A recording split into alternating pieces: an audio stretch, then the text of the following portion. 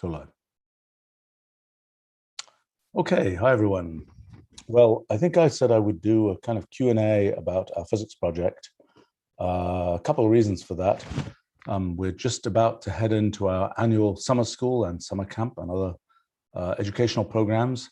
And I'm sure there are going to be lots of exciting projects done there about our physics project.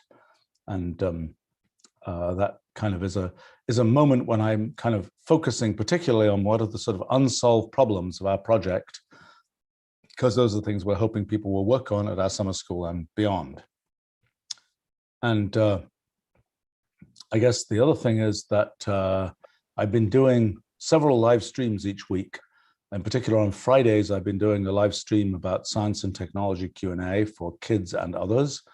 And people often seem to ask fairly sophisticated physics questions, which aren't quite the right thing for that live stream. So I wanted to have an opportunity to address some of those questions here. I've also been doing on Wednesdays, I've been alternating between history of science and technology Q&A and a business and innovation Q&A. And yes, we get physics questions even in the business and innovation Q&A. But so my objective here is to try and address some of the questions that have been coming in about our physics project. And I would say that I had done a kind of one-year roundup a bit more than a month ago now about where we're at 1 year after launching the project. I would say that for me right now, oh gosh, there's so many interesting things happening with this project, both things in terms of physics and things in terms of applying the formalism that we've developed for physics to other kinds of fields. In terms of physics, a big thing for me is drill into those experimental implications of the project. And the problem is, you know, you have a theory, it's a foundational theory, but to actually get to the point of saying, turn this telescope in this direction, you know, run this quantum experiment in this way, that's a whole bunch of sort of traditional physics work. And I'm trying to really define those paths, hoping that I'm not personally going to be the one to follow all of those paths to work out all the details of that. But I feel like we're in a situation where we need to do more work on defining those paths. So that's one thing. The other thing is I really want to go particle hunting. It's a thing particle physicists do all the time with big accelerators. In our case, we get to do it with computer experiments and want to understand more about how particle-like objects arise in our models. And I think probably we'll be doing things that are very directly similar to what people do in particle accelerators, which is you make a big, you generate a bunch of energy, you make a big collision, and then you see what kind of stuff comes out.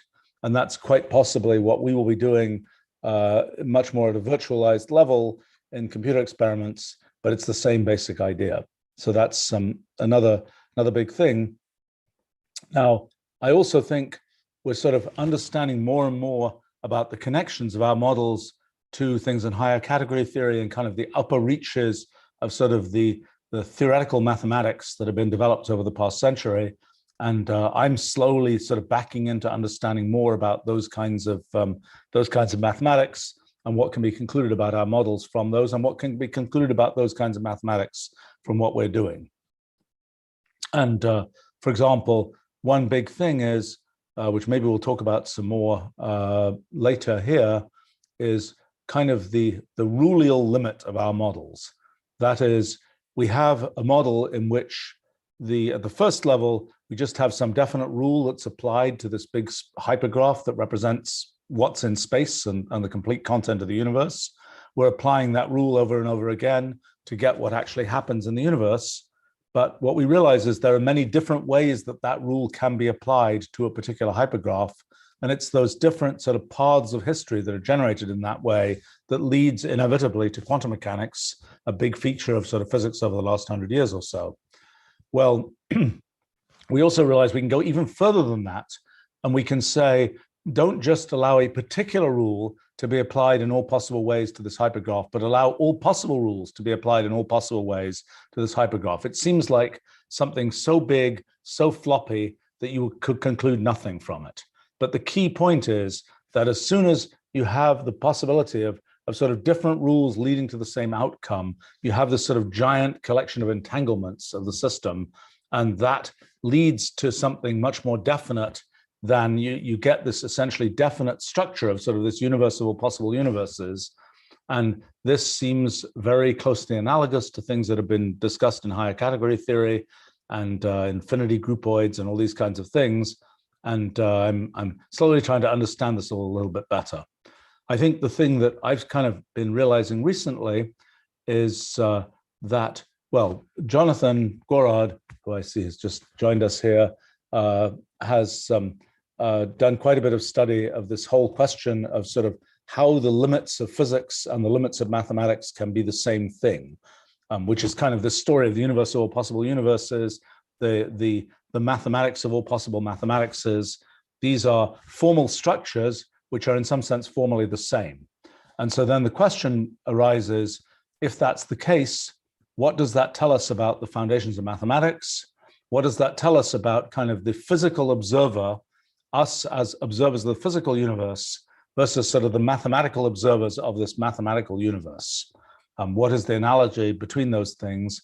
What is, for example, the role, as we, one of the features of science over the past 100 years has been kind of becoming more and more realistic about the characteristics of the observer as a thing embedded in this kind of thing that they are observing in physics, for example. And so the things we've been much emphasizing are things like the computational boundedness of the observer. The observer can't go in and dive in and study all the details of what's happening at sort of the computationally irreducible level of all the structure of the atoms of space and all this kind of thing.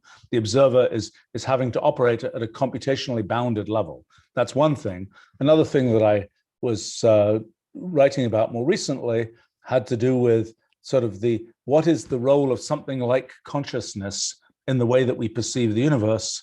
And I think there that the sort of the key point is this notion of there's a definite thread of time that we imagine progresses in the universe, that we think we have a definite thread of experience. And one of the things we're then talking about is when we're talking about quantum mechanics and we're talking about all these different paths of history that exist in this sort of multi-way graph generated by applying our rules in all possible ways, we are embedded in that whole collection of branching things that's happening. And so in a sense, we have our kind of branching brain perceiving a branching universe. And so then this idea of sort of consciousness is all about a single definite thread of time being what we perceive is very important, because it means that this branching brain has to somehow interpret the universe as a single thread of time. And Jonathan has had this idea from the very beginning of this project about his kind of completion interpretation of quantum mechanics that says you can essentially have that branching brain can make various kinds of assumptions about how the universe works that in the terms of automated theorem proving will be called completions. They're kind of just assumptions about this branch of history is equivalent to this branch of history. And the thing, and that's kind of the way of understanding, that's kind of the mechanization of the quantum measurement process. And then it's a critical fact that by assuming those kinds of completions, by assuming those equivalences between the different branches as perceived by the branch brain, that nothing goes wrong when you assume those equivalences, that it isn't the case that the brain assumes those things and then says, a little while later, whoops, that couldn't possibly have been a correct assumption. I've got to kind of backtrack that out. That doesn't happen is a feature of this whole causal invariance phenomenon, or that we think is sort of a fundamental feature of the universe, and which becomes more obviously so when we look at this kind of Rulial limit of all possible rules being applied. It's more obviously a feature of that than it is when you pick a particular rule. So in any case, for me, one of the things that's been quite interesting recently is understanding a little bit more about kind of this notion, because in our models, one of the things that is sort of surprising, in a sense, a little bit shocking when you first think about it, is we imagine that there's this kind of giant hypergraph that represents everything in the universe just in terms of these connections between these different elements, these sort of atoms of space. And one of the features of that is at every sort of moment as the universe progresses through time, that whole hypergraph is being rewritten.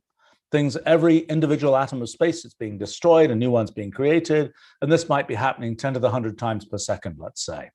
And so it's a little bit of an odd thing because it means that we, as I'm sitting here talking to you and time is progressing for me, at every moment, the atoms of space in me are all getting rewritten. There's nothing, it's like, as a biological organism, my cells are turning over at some rate. And some cells are dying, new ones are being produced, et cetera, et cetera, et cetera. But I'm still the same organism, I think. It's a much more extreme thing in terms of the structure of the universe in our models. Things are being rewritten constantly, and there is no, in a sense, permanence to the universe. So that permanence has to be an emergent permanence. The fact that there is this definite sort of thread of existence through time, this definite identity that is preserved through time, that has to be an emergent feature of the models. And we think we understand how that can potentially work and how things like particles, which are sort of the quintessential elements, things like electrons, photons, things like that, they're the quintessential things that in a sense preserve their identity through time. So this kind of preservation of identity through time, even though the underlying stuff from which something is made is turning over very rapidly, is an important feature, and a feature, I think, that is sort of quintessential of consciousness or something like it, and a feature that we need to capture in observers in order for those observers to be ones who will actually observe the laws of physics that we have discovered seem to work. So that's one thing. I was also thinking about what happens in space, and I realized that the one key feature of that is this notion of pure motion. It's not obvious when you move something from here to there, and it is sort of occupying a different place in space. It is made from different atoms of space. How should it be the case that that thing just moves without change from here to there? Well, of course, even in standard ideas about space-time, that won't always be the case. When you're close enough to a black hole or some other thing which is sort of deforming the structure of space-time enough, then as you move things around, there's sort of a change in the thing as a result of, in the case of traditional physics, sort of a change in the background of structure of space. But for us, it's kind of there's this idea of you've got a thing and you move it to somewhere else, and somehow that thing preserves its identity, even though it is, again, made from different atoms of space in a different place, so to speak. And so I think that's again, something that this notion of preserving identity in time, preserving identity in space, these are features of sort of the observer that we think we are. It might not be that way. One could imagine the kind of the alien species that we will be hard pressed to actually recognize as a alien intelligence or something that just doesn't have this point of view that, for example, all the different branches of history and quantum mechanics are kind of all treated as being a coherent history. It might not have that perception. It will be then very difficult for us to kind of align ourselves enough with that to be able to sort of get an understanding of what's going on for that and with that alien, so to speak. I mean, I was sort of imagining kind of how would I write a science fiction story? Not that I do that. I'm not a writer of fiction. I try occasionally. It's terrible. But in any case, it's a different topic. Let's put that one aside. But in any case, the question is, can you sort of imagine if you are sort of a storyteller, in a sense, operating in this very different view of how you parse what's happening in the universe. Same atoms of space at the lowest level, but you are parsing out what you care about in the universe in a very different way. Now, by the way, even the term storyteller, in a sense, is already saying, well, I've really got kind of a single thread of time, and I'm going to tell the narrative story of what happens through that single thread of time. So you're already putting yourself in the same bin as a lot of what I think is the essence of what we as observers seem to be doing, and sort of the essence of how we think about consciousness and so on. So there are questions that we can ask about when we are physical observers, what are our characteristics? When we are mathematical observers, what are our characteristics? I've also been thinking about using our models in the context of economics, and what are the kind of atoms of space? What are the underlying processes that go on, the sort of atomic events that happen in economics? Are they transactions? Are they something different? Is it possibly the case that the analog of the notion of single threads of time and so on, and this kind of sequentiality, is it possible that the analog of that is an assumption in economics, for example, that everything just has a monetary value in some sense? Is that kind of the same sort of approximation? Because it might not be that way. It might be the case that sort of anything that is being done and being traded could have 100 different attributes, and you kind of have to match them all up to, a trade would be something that matches all of these up, as opposed to just, you can turn everything into money and then it can be traded with something else. So I don't know whether that's a correct analogy, but that's one of the things I've been thinking about a little bit. There's a very rich collection of potential applications of our project, and I've been slowly trying to understand some of these. Another big one is understanding what I might call multi-way computing. That is, normally one has sort of sequential, you apply this function, you apply another function, you apply another function. It's a kind of sequence of things that get done. And that's sort of in functional programming, where you're just sort of applying function, and so on. What does that look like when things are more happening in a multi-way graph, where there's branching and merging and so on? How does that work? There's sort of a richer way in which one can have sort of a flow of data and functions and so on, trying to understand how to corral that into something that us humans can really think about, reason about, write code with, and so on. And that's been another thing I've been interested in of late. But we're kind of collecting, we're about to collect this huge collection of sort of unsolved current frontier problems for our summer school and so on. All right, let's go to a few of the questions that have come in here. There's a question here: do you think the bigger set of compound games has a relationship to Rulial space? So one of the things that I was looking at, I'm afraid almost a year ago now, and I really need to finish this, is the relationship between games and quantum mechanics and branchial space and all this kind of thing. Why was I doing this? Part of the point is that I want to get intuition about quantum mechanics. This concept of branching histories and so on, and our branching brains perceiving these branching histories, that's a really difficult thing for at least me to wrap my brain around. As we've been thinking about economics and thinking about applying our ideas to sort of concrete versions of sort of distributed blockchain kinds of technologies and so on, one of the things that I find particularly interesting about that is it gives one sort of a new intuitive basis for understanding what's happening in what amounts to quantum mechanics and making familiar some of those things. So I was sort of hoping that some of these game processes might do that, and I just didn't quite finish this. But imagine you're playing tic-tac-toe. You start from the board in some state, and at every step, there's sort of a set of possible outcomes that you can get based on which particular move each player makes. But many of those outcomes, well, even though there may be a branch, there may be two different outcomes, it may be the case that on the next move, the person sort of puts down a naught or an X on, what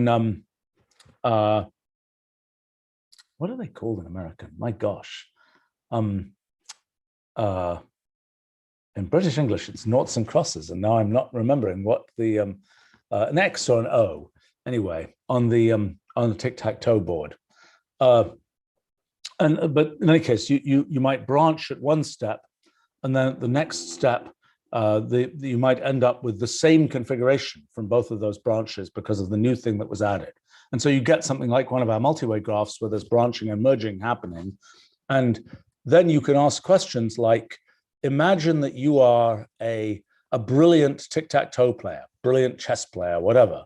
You are essentially letting your brain branch across all these different branches of history as you're imagining what can happen as the chess game, the tic-tac-toe game, whatever, progresses forward. And in a sense, then, in this rough analogy, the only thing that is significant, in a sense, is who wins and who loses, sort of not how you got there. So in some sense, that's kind of like a quantum measurement type process. You're saying all that matters in the measurement process is, with this definition of winning and losing, who's won, who's lost. And the paths that you follow will be just sort of things that you don't pay much attention to. Now, one of the questions is, could there be the analog of destructive interference in a multi-way graph in one of these games? Could it be the case that, as we imagine, and Jonathan did some specific work on this with the double slit experiment, that destructive interference is sort of a story of the fact that in the case that you end up with different paths of history where their outcomes are so far distant in branchial space that an observer simply can't sort of get them both together. So in other words, if you imagine, so one of the ideas is this notion of branchial space, where branchial space is the space of quantum branches, the set of, at a particular time, the set of possible configurations in which the universe might find itself.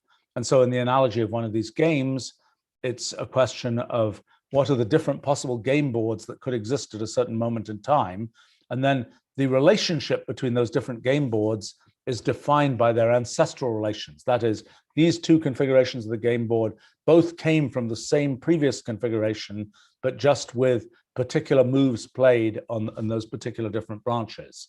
So the fact that they were sort of directly related one step back in the ancestry, so to speak, will cause them to be directly connected in this branchial graph that defines the layout of branchial space.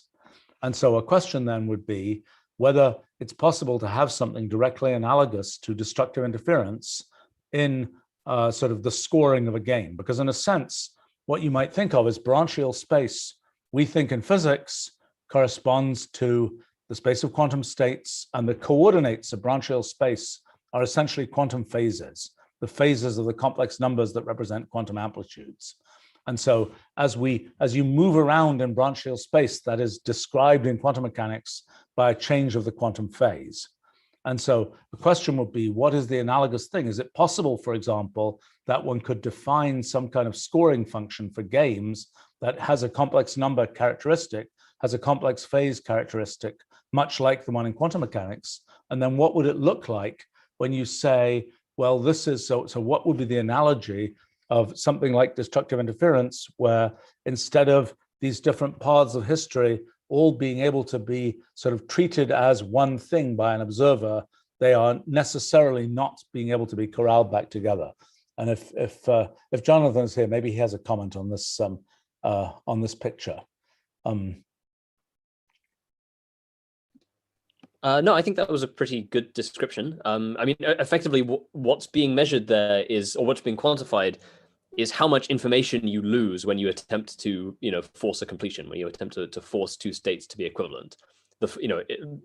Loosely speaking, the further away they are in branchial space, the more information is going to be lost when I attempt to coarse grain them so they now are isomorphic. So how would that work in games? So in other words, if we say, now we're going to take these two states of the tic-tac-toe board and consider them to be identical. I mean, I wonder whether it would be really nice if there was a way to actually see destructive interference. In other words, to be able to see, so what you're saying effectively is the coarse graining in branchial space says these two game configurations are equivalent, right? That's what you're basically saying. You're saying it didn't matter that the pawn was in this place rather than that place. We'll consider those configurations to be identical. And that is sort of constructive interference, is saying all these different branches of history lead to outcomes where the pawns are close enough that we can consider them equivalent. But now let's imagine that for whatever reason, that those different branches of history led to utterly different chessboards or whatever. Then what would be, then the question is, if we're asking, let's see, what is the way to think about this? It'd just be really lovely to have a kind of an easy to explain in terms of just game graphs account of what's happening in quantum interference. Let's see. You have a good idea here about how that might work? Let me think. So, well, I mean, I'm not sure it's necessarily a useful way to think about it, but I mean, what the branchial distance is measuring in the case of, say, a chess game is, how many plies back do I have to go in order to, but before I reach a common game configuration in the past of two possible game configurations. And in general, that distance will be correlated with essentially sort of causal, if you like, causal influence distance between the pieces, right? The further apart you go in branchial space, the further apart on the game board, two pieces that would otherwise be considered equivalent can become, right? So you could have a cluster of, if you're only very localized in branchial space, you could have a cluster of pawns that have almost the same sort of position. Whereas if you go further away in branchial space, you would have, you could have sort of quote unquote the same pawn, but it's now on two very different positions in the board because there's more time in which it could have moved, right? Yes, but so yeah, go ahead. Right. Oh no, so I was just going to point out. So in effect, what you're doing. So when you try and collapse a branch pair or something, what you're doing is you're therefore losing some information about where that pawn actually is, for instance. And the point is that the greater the branchial distance, the more information that you've lost. And so if they're on opposite ends of branchial space, basically what you're saying is I have no idea where this pawn is on that board. Whereas if they're fairly close together, you could say, oh, I know the pawn has to be within these three cells or something. So what you're saying is effectively the perceived chessboard, if you are, after you've done these completions, is fuzzed out at some level. And if you had to complete things which are at opposite ends of branchial space, it'll just be a giant piece of fuzz. There won't be anything to see there. So now what's the analogy between that? I suppose that's, in a sense, it's like destructive interference, because you're saying that, if you have, if you've got, I have this feeling that Jonathan's looking, some animal has just entered his environment. Oh, no, sorry. I've got a mug of tea just on the table behind me. That was all. Oh, actually, I see. I'm trying to keep it safe from my laptop. Sorry.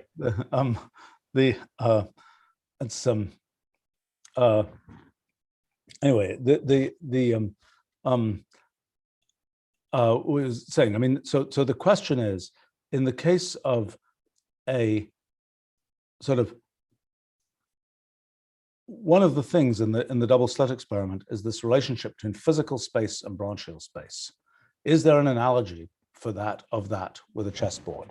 And perhaps there is, because perhaps it is the kind of thing you're saying, where there's a physicality to, the pawn is on one side of the board or another, and then there's also a branchial distance. So there's a physical distance. The pawn can go from here to there, and it can also, and let's assume we're playing some minimized, checkers type thing where things only move. We don't have big long, bishops moving across the board type thing, just to avoid extra kind of that's going above the speed of light, so to speak.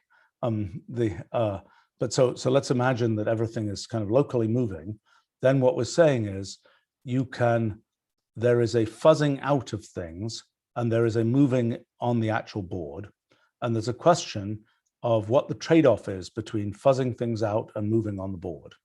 And is there the possibility that when you move certain distances on the board, you will be necessarily fuzzed out? And that will be sort of the analog of destructive interference, I think. That is, that if you move to a particular place, so what would have to come out is, there are places, this is how it would work. There are places on the board where if you get there, everything will always add up perfectly. And there won't be any sort of branchial fuzzing out. And there are other places on the board where if you were to be there, there would be necessarily kind of, that would be connected in, you'd be close in branchial space to something else, and it would sort of fuzz out in that place. I'm not sure this is quite right, but I think, it would be really nice. I think that's almost right. My view on it would be, there are positions on the board where, in a sense, history matters a lot, and there are positions on the board where history doesn't matter at all. Right? The positions on the board where history doesn't matter at all, those are the places where you get constructive interference, because in a sense, I can still coarse grain and I haven't really lost anything. Whereas if there's a position on the board where actually nearby positions in the physical space could be very distant in branchial space, because the history of the history of plies or moves that led to that configuration actually matters. That's the case where you're going to get destructive interference, because then if you attempt to complete stuff, you're losing more information because there's a greater branch-like distance. So okay, assuming that my physical intuition for how this works is correct, which it may or may not be, ultimately the distinction is the extent to which the history of moves that led to that configuration matters. Yeah, I think that's a good idea. I mean, so the notion would be, if you are a branched brain trying to perceive this, then the branched brain, it doesn't matter that you are a branched brain. If you are in a place in space where everything lines up perfectly, it didn't matter that you were a branched brain, because every one of your branches would see the same thing. You can complete across all those branches, you'll get the same result. If, on the other hand, you're at a place where all those different branches would have led you to different results, then as you complete across those branches, you just get mush, because they all give, and that in a sense is kind of the, and so then it is no longer the case. So if you say, what is the amplitude to get something to happen there or something, then you can say, well, things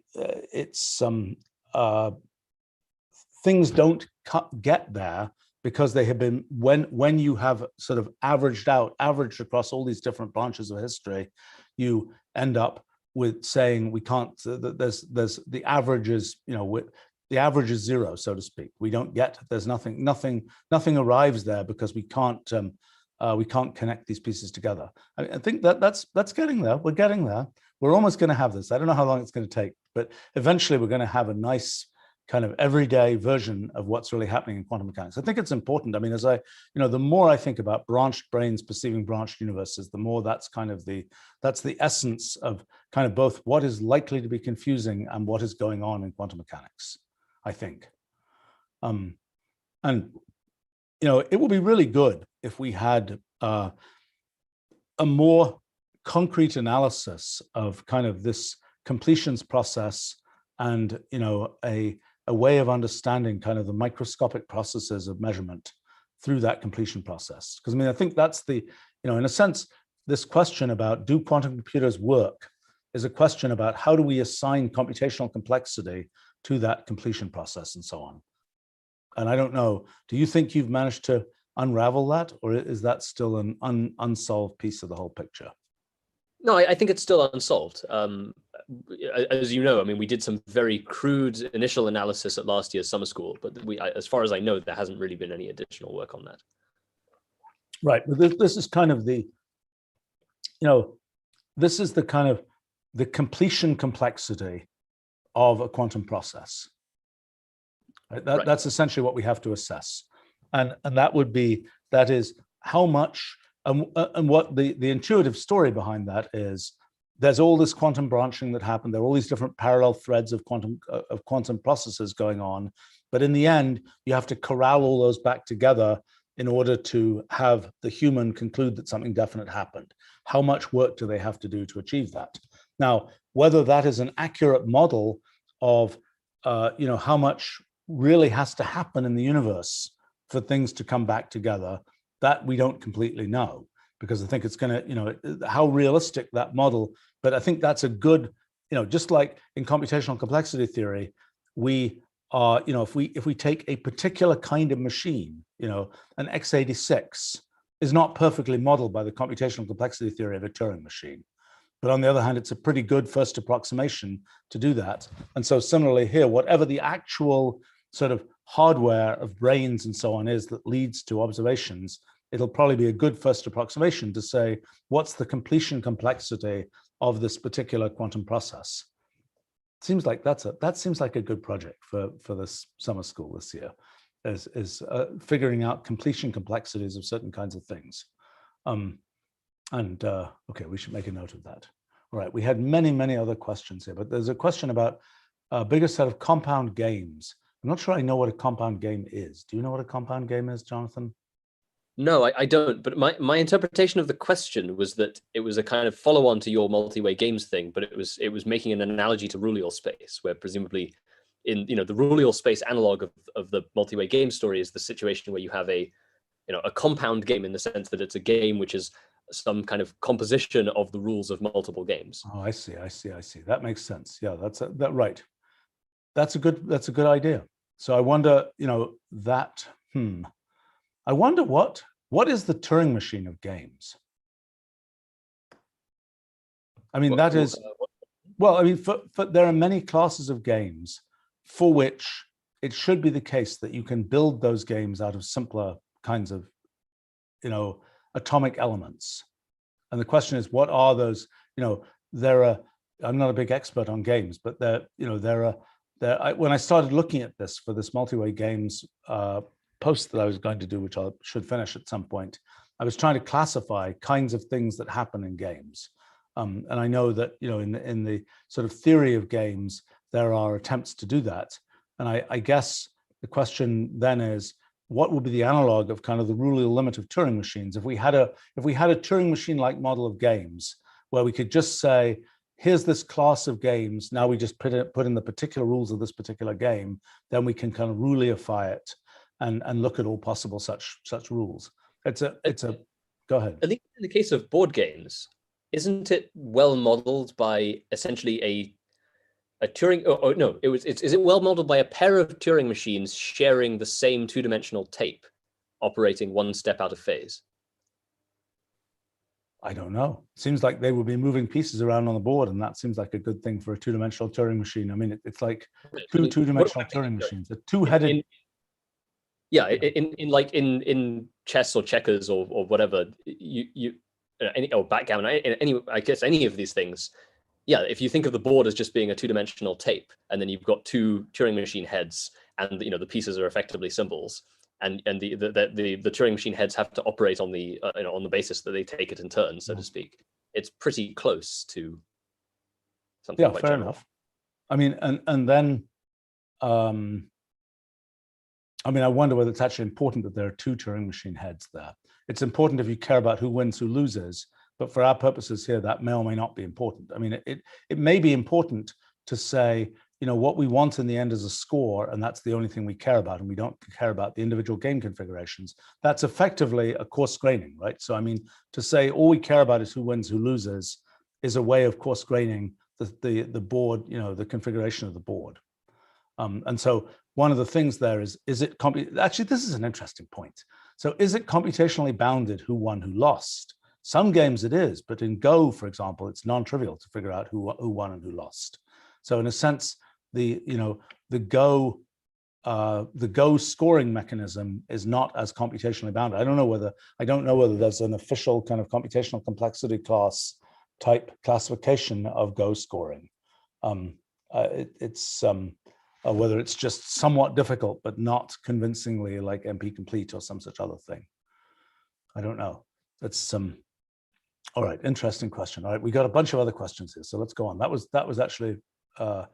That actually suggested several projects for the summer school, which I should make notes of if nobody else is. Let me just see. We've got the 2D Turing machines for games. We've got the Rulial games,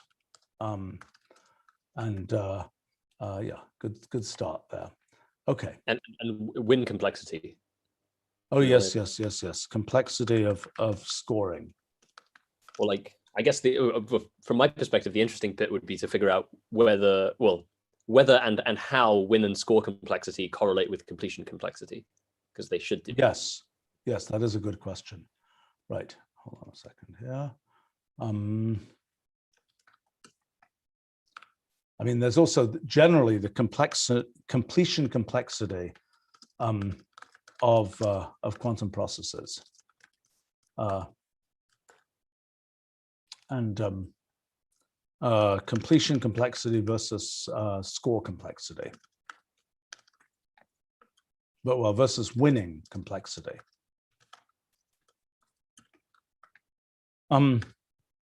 Okay, well, that was productive. Thank you for that question. All right, we have another one here. the question is, do I, okay, the localized me, believe in Everettian many worlds theory, and does it make any tangible difference, more accurate predictions, examples, etc.? You know, I did a discussion with Sean Carroll for his podcast a couple of days ago, and we talked a bunch about this because he's a very serious scholar of quantum mechanics interpretations and so on. And you know, I think my interpretation of this is the story of the many worlds interpretation tends to be there are many threads of history, and we are just following one of them, and that's the one that we experience. I think the thing that we're saying is something a little different than that. We're saying, actually, we follow all of them, and that we are experiencing, we are effectively part of this branching process, and then our perception of definite things happening has to be a result of something like completions, which then are consistent because of causal invariance. And so in a sense, I think it's a little different. I think the Everettian thing, I think it's the difference between a non-deterministic Turing machine where it can have many possible branches of what it can do, but the answer is gotten by following just one of those branches, and something more like a traditional quantum Turing machine or a multi-way Turing machine where you're actually looking at all the possible branches at a time. Jonathan, your comments.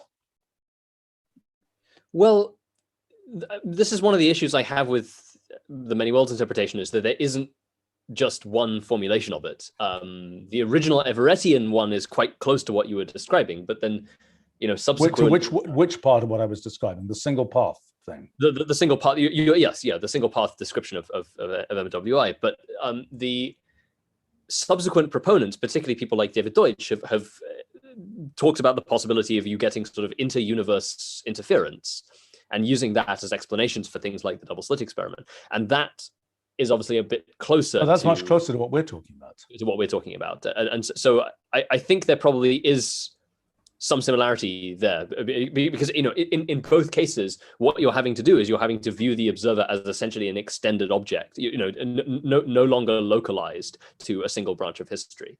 So I think there's a definite commonality there. Well, so, I mean, it's kind of funny. There's a many worlds interpretation of the many worlds interpretation. There's many worlds of interpretation. There's many branches of history involved in these interpretations, and they may or may not have mergers in them. But I think what you're saying is that the key difference is the observer localized in branchial space?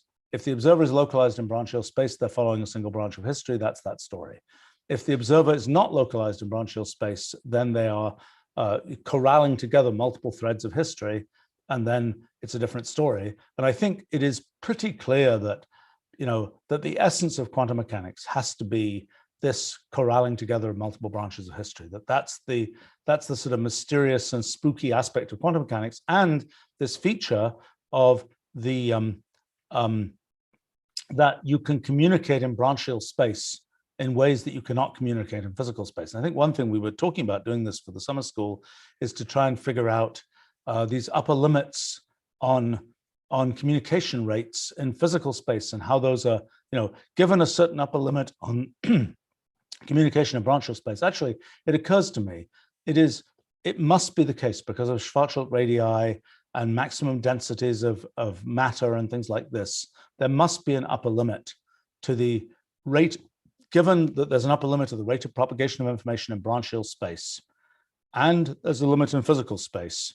There must be a limit to the rate of propagation of, okay, so here's the argument. So in what we imagine right now is there's instantaneous communication between, you know, in you know, one of these delayed choice experiments. What are these things called? See, this is my problem for knowing this lingo fluently from 40 years ago, and some of it has actually changed in that period of time. These experiments where people are doing essentially action at distance things in quantum mechanics. Well, there's a generic name for those experiments. Well, quantum eraser is one example of a sort of class of experiments where there's apparent action at a distance. Yeah, but there's a generic name for that class of experiments. Okay, I'm not aware of it. Okay, well, maybe it died sometime between 40 years ago and now. I think it was just emerging 40 years ago. But anyway, I mean, but the basic question is, how fast can a quantum effect, if you have these, the two spins and they started off correlated and you move them far apart and then you measure one of them and that has an effect on the other one, how fast can that effect really propagate? And the claim is that we should be able to figure this out, because we have a maximum. What's happening in our picture is that correlation between those two spins is a correlation through branchial space. It's not a correlation in physical space. It's a connection in branchial space. It's essentially a branchial distance and the whole point is that we believe there's a maximum rate of propagation of information in branchial space. And so it better be true. And now what the question is, what is the relationship between a distance in physical space and a distance in branchial space? There won't be a close relationship, but there probably will be some relationship as a result of essentially maximum densities of, as a result essentially of energy constraints. Because if you pack too much stuff into physical space and branchial space, you're generating something which has too high an energy density and you'll end up curving space and so on and so on and so on. So in other words, there should be an upper limit in our models. For example, there's no way you can have more activity in the multi-way graph than one event every unit of spatial, branchial, temporal distance. That's sort of the maximum rate at which anything can happen. And so then the question is, can you figure out from that something about the maximum rate of transferring information even in branchial space? I bet the answer is yes. And I'm writing that down for another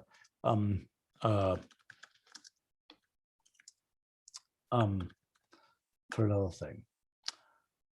Okay, well, anyway, so let's see, let's go on with these questions. Oh, there are lots and lots and lots of questions here. Okay, let's keep going from Kristaps. Like to know if one starts with an R regular graph G, does the definition dimension say that the dimension of G is R if it's an R regular graph? So just to explain for people what that means, we're talking about a graph, a network. It has a bunch of nodes, points, and then it has a certain number of edges, connections to other points. An R regular graph will be one where every node has exactly R edges coming out of it and connecting to other nodes. No, our definition of dimension does not say that the dimension of an R regular graph is R, because what we're doing when we're talking about a definition of dimension, what we're doing is we're trying to match up something which is just a graph, just a bunch of connections, with something that is like ordinary space. And in ordinary space, it works differently. You can only consider that correlation when you look at the limit of an extremely large graph. And so what we're doing is we're asking, typically, I mean, my favorite definition here is you just start from a single node in the graph and you just say you go out distance. Well, you're calling it R. Let's say distance. Let's not call it D because that's going to confuse things as well. I'm going to call it R. And let's talk about K regular graphs and we go a distance R out. So we go a distance R out. As we go out from that node, if it's a K regular graph, one step out, there are K nodes that you reach. But 2 steps out, the fact that it's a K regular graph tells you nothing about how many nodes you reach. If the graph, it could be a K regular graph, but it could be on a grid where as you go out a distance R, you eventually get, let's say it's a 2-dimensional grid, you eventually get to about R squared nodes, or it could be a 3-dimensional grid, you get to R cubed nodes and so on. What we look at as the measure of dimension is that growth rate of the number of nodes you reach in this ball within the graph. So it does not, it only extremely locally correlates with the number of nodes emanating from a single, number of edges emanating from a single node. Let's see. So I think that's well, okay. So Kristaps is now commenting on if R regular graphs were R-dimensional, let's say K regular graphs, K-dimensional, that non-regular graphs have non-intuitive dimension. Yes, but it's a more limiting statement than that. In other words, if you had a graph that it just doesn't work for at the individual level. You go from a single node out to the immediate neighborhood of that node. You're going out much further. And so the statement that, in fact, it's an interesting question. Maybe Jonathan knows the answer to this. If you have a k-regular graph, yeah, in fact, I know the answer to this already. Yeah, if you have a k-regular graph and there is no relationship between k and the dimensionality of the graph in our measures of dimension. That is, you can make a graph of any dimension with any number of nodes, any number of edges coming out of a given node. I believe that's the case. I mean, if you have the place where I learned this was in chapter 9. You have that nice picture of the trivalent graphs embedded in 1, 2, and 3 dimensions. Yes, that's true. Right. That's a pretty good intuition pump. Yeah, right. So that's, I mean, that's a case where we've got 3 regular graphs embedded in a number of dimensions. What would happen if the things became, if you just had too few edges, like a bunch of things had just 2 nodes? What would happen then, I wonder? There might be something that will happen, because by the time you've got, by the time things are becoming disconnected where they're actually are, then probably something different will happen. So it might be the case as you shatter the graph, removing edges, there may be some constraints between the extent to which you can essentially decimate the graph, removing edges, and the dimension of the graph. I mean, that's actually an interesting question. How does the dimension vary with kind of removal of edges? I mean, didn't we investigate that? That was what we did in a bunch of those live streams, right? When we found those kind of phase transition type effects. We did. Yes, we started doing that. Right. Yes, we did indeed start doing that. I don't think, I would not say we did precisely that problem, but we did something close to that. Well, we didn't start with a regular graph, that's true. But we did certainly look at what happens to dimension if we just take some random big graph and we delete edges at random. Yeah, right, exactly. So, well, I'm just making a few notes here. Okay, let's go on. Anthony is asking, what's the difference in curvature of a metric and fractional dimension? Is it possible that all of curvature can be understood only as fractional dimension? And also, a black hole's curvature goes to infinity. Could that be interpreted as topological dimension of space changing? Okay, so in this interpretation, where we're looking at the growth rate of the volume of a ball as a function of its radius, the leading term might be r to the d, where d is identified as dimension. There's a sub-leading term, which is proportional to r squared, where the coefficient is the curvature.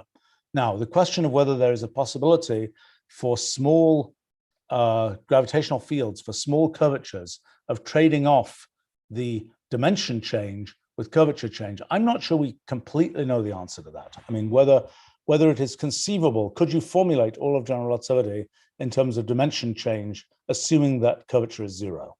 What does Jonathan think about that? Well, I mean, at some level, it should be possible, right? I mean, but the question is how local that description is going to be. I mean, we know that if you look closely enough, you can approximate sort of an exponential with a quadratic, right? Which is sure. And vice versa, which is essentially, I mean, at a purely sort of analytical level, that's kind of what that question is asking. The question is, how restrictive is that? And I don't think we know the answer, right? I mean, because clearly, if you're going to describe everything in terms of dimension change with constant curvature, your geometrical descriptions are going to have to be much more local than they would be in conventional differential geometry. But I don't think we fully know how much more local and whether that breaks anything. So here's an example of an issue. So, if you change the dimension of space, the inverse square law will change. Right? The inverse square law becomes a 1 over r to the d minus 1 law in d-dimensional space. And so the question would be, if you have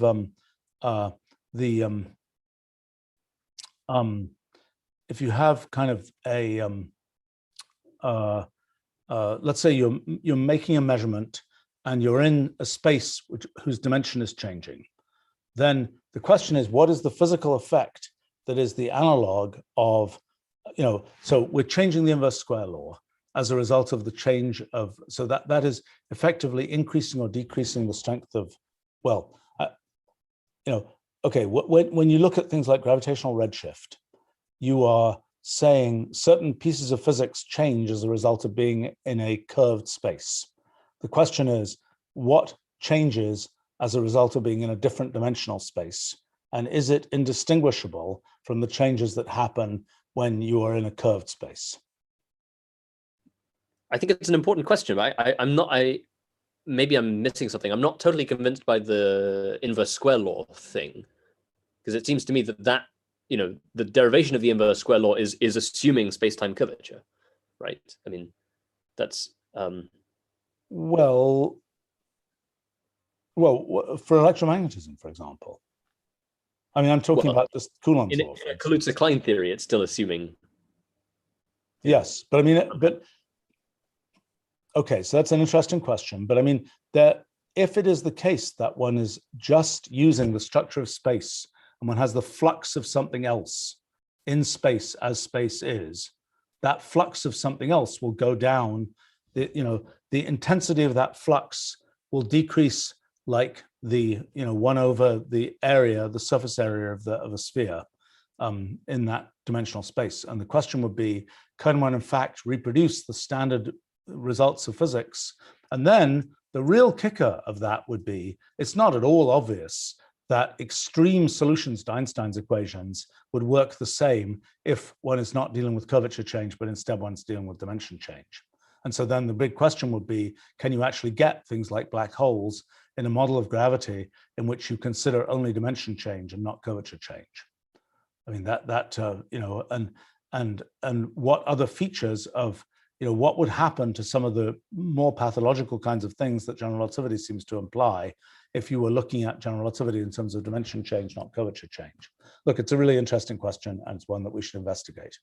The question about topology change in black holes, in our models, so in traditional general relativity, the manifold, the space-time continuum, as people always used to be fond of calling it, is this kind of fabric that doesn't get to be torn or have holes punched in it. The punching of holes in the structure of space-time is something that sort of has to happen outside of the traditional equations of general relativity, the traditional Einstein equations. But in fact, at the center of a standard non-rotating black hole, there is a hole punched in space-time.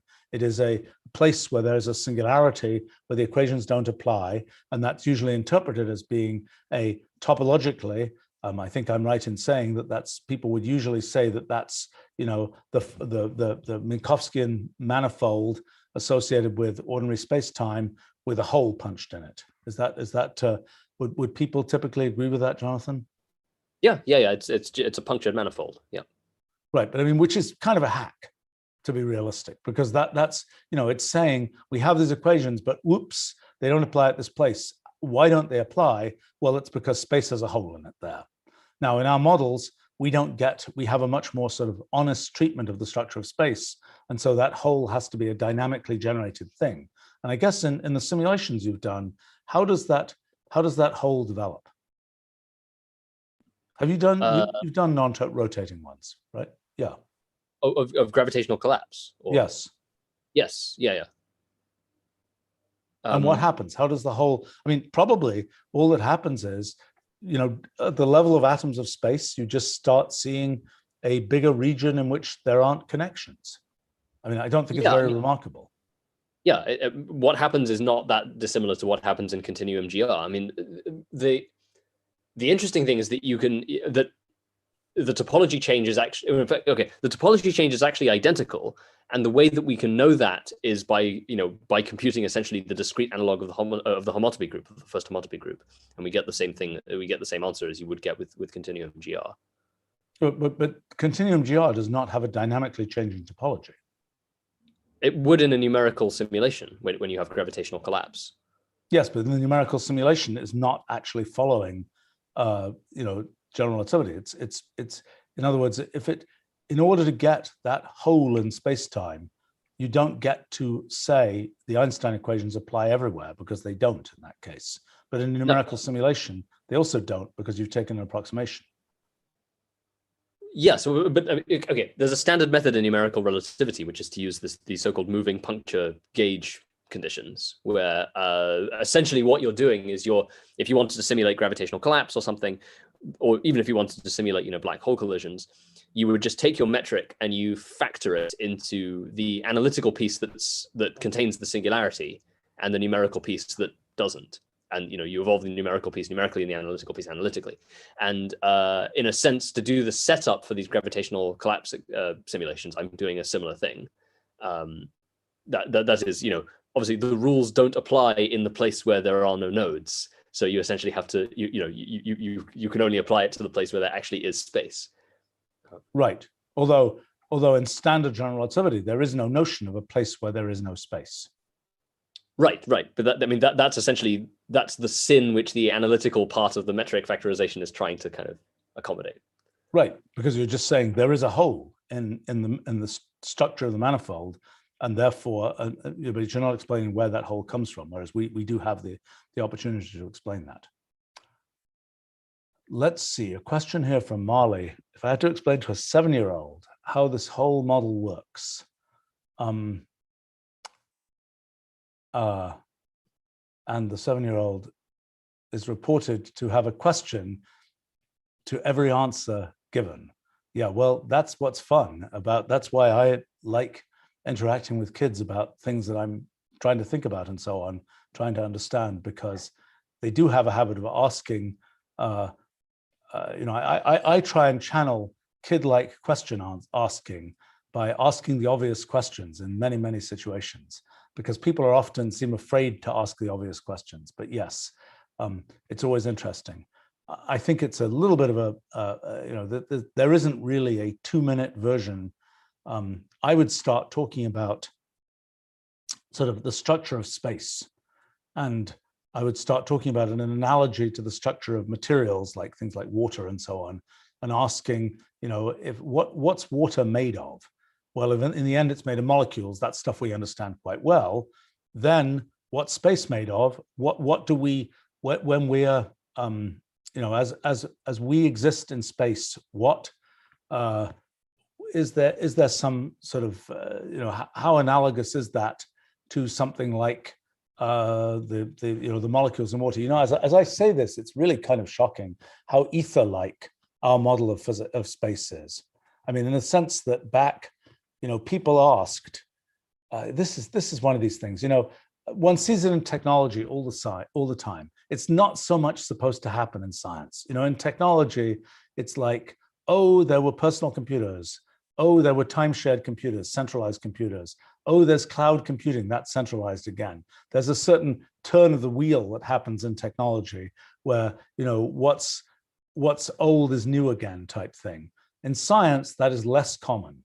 But I think we have a wonderful example of that here, because, the ether, which was supposed to be, it had a nice Victorian name, the luminiferous ether, the light-carrying ether, was the thing that was supposed to carry light waves as the air carries sound waves.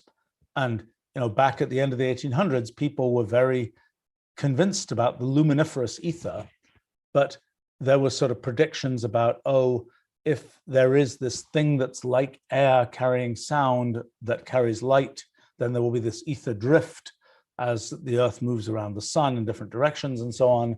And that wasn't observed in the famous Michelson-Morley experiment from about 1900. And that then led to the invention of relativity, et cetera, et cetera, et cetera. But in fact, we now realize that there are quite other reasons why relativity works that have to do with just the kind of the relationship between observers and the structure of space and all this kind of thing. And actually, space does have a structure. People got the idea space is just a mathematical thing. That was what the Michelson-Morley experiment was sort of interpreted as saying. Space is purely mathematical. And then people were kind of shocked when Einstein in 1915 started talking about the curvature of space, because that, but isn't space just supposed to be a mathematical kind of thing that doesn't have a nature, a structure, whatever else? And I think that had it been the case that space had been sort of understood as some kind of ether, nobody would have found it terribly surprising that there could be curvature in space and things like that. It's because space was a purely sort of abstract mathematical thing that it seemed surprising that it had kind of structural characteristics. And I think what we're coming back to is, well, space actually does have a structure. and what was old is new again, so to speak. But the nature of our kind of ether, so to speak, we in fact are coming back to something extremely close to what was studied in the 1880s and so on, of particles are knots in the ether. It's been reinterpreted, and by the way, to give credit to the legacy scientists or something, Einstein, even by 1916, was saying, I'm sure space is actually discrete, but we don't have the tools at this time in history to really understand how that would work. And 100 years later, we do have the tools and we can understand how it works. And that's a pretty neat thing. But it is, for me, somewhat ironic that we are seeing something which is not so common in science. I'm trying to think of another example in science where what's old is new again type thing.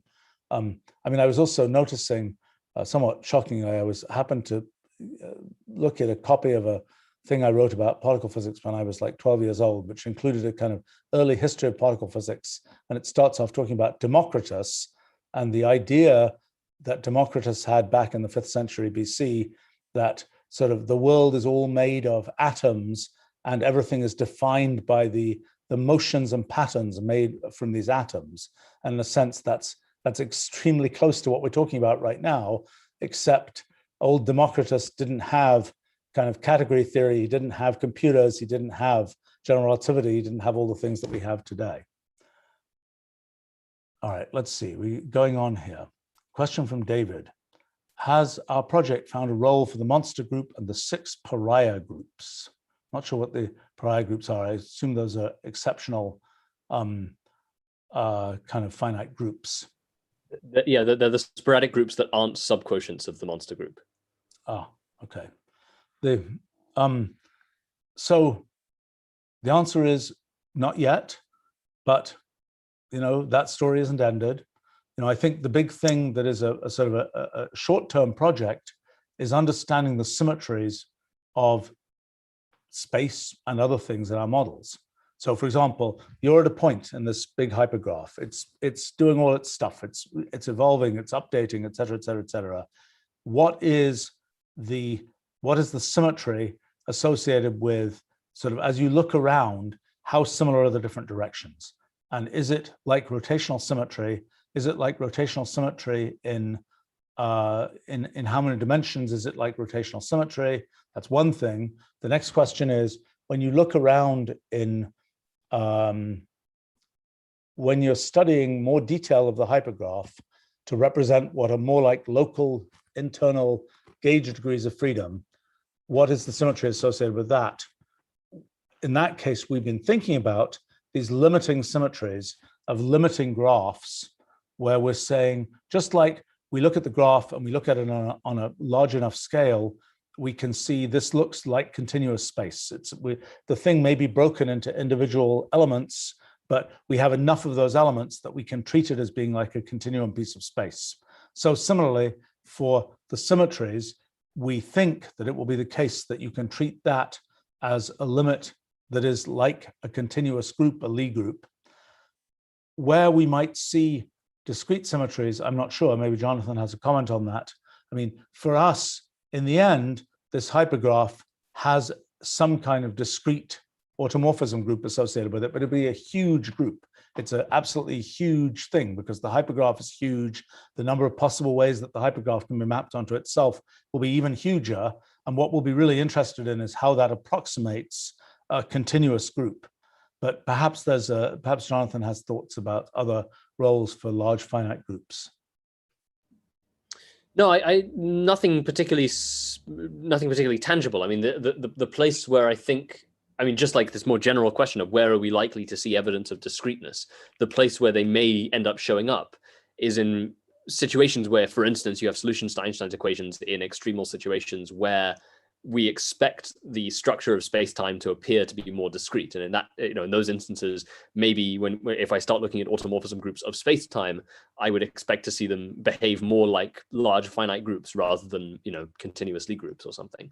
But I don't have anything more concrete than that. Well, that's an interesting question. What is the isotropy? What is the rotation group? The extreme cases that we're aware of so far are mostly rapidly rotating black holes.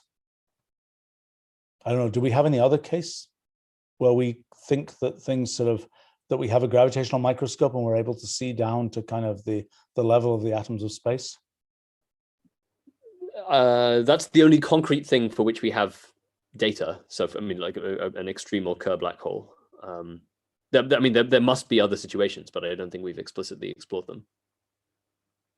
Can we imagine what some of them might be? I mean, what else? See, in standard general relativity, people tend to only look at these very symmetrical solutions to Einstein's equations, because things are really difficult when if you don't have a lot of symmetry, like a spherical black hole or something, it's hard to deal with things. But what would be an example? I mean, in cases where it's something where there's a large amount of matter rapidly assembled somewhere in space, but perhaps not in a configuration that will lead to, I mean, I don't even know what if you have a line of matter collapsing to make sort of a cosmic string type thing, I don't really know what that looks like in terms of the, I mean, maybe it's not interestingly different from an ordinary black hole.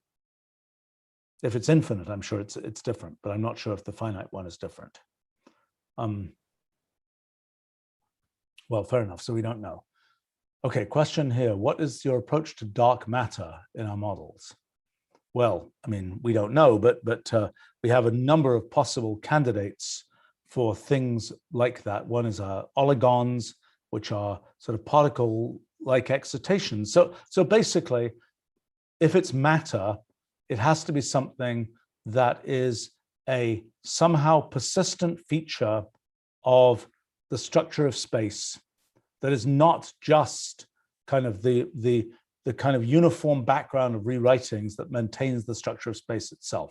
It has to be something that has some degree of coherence and persistence that goes beyond just the structure of space, presumably. If it was just something implicit in the structure of space, it would tend to imply a change in gravitational, in sort of laws of gravity, which don't seem to be observed. So assume it's something more matter-like. Then the question is it particle-like? What is a particle? A particle is a thing localized in space that moves with time.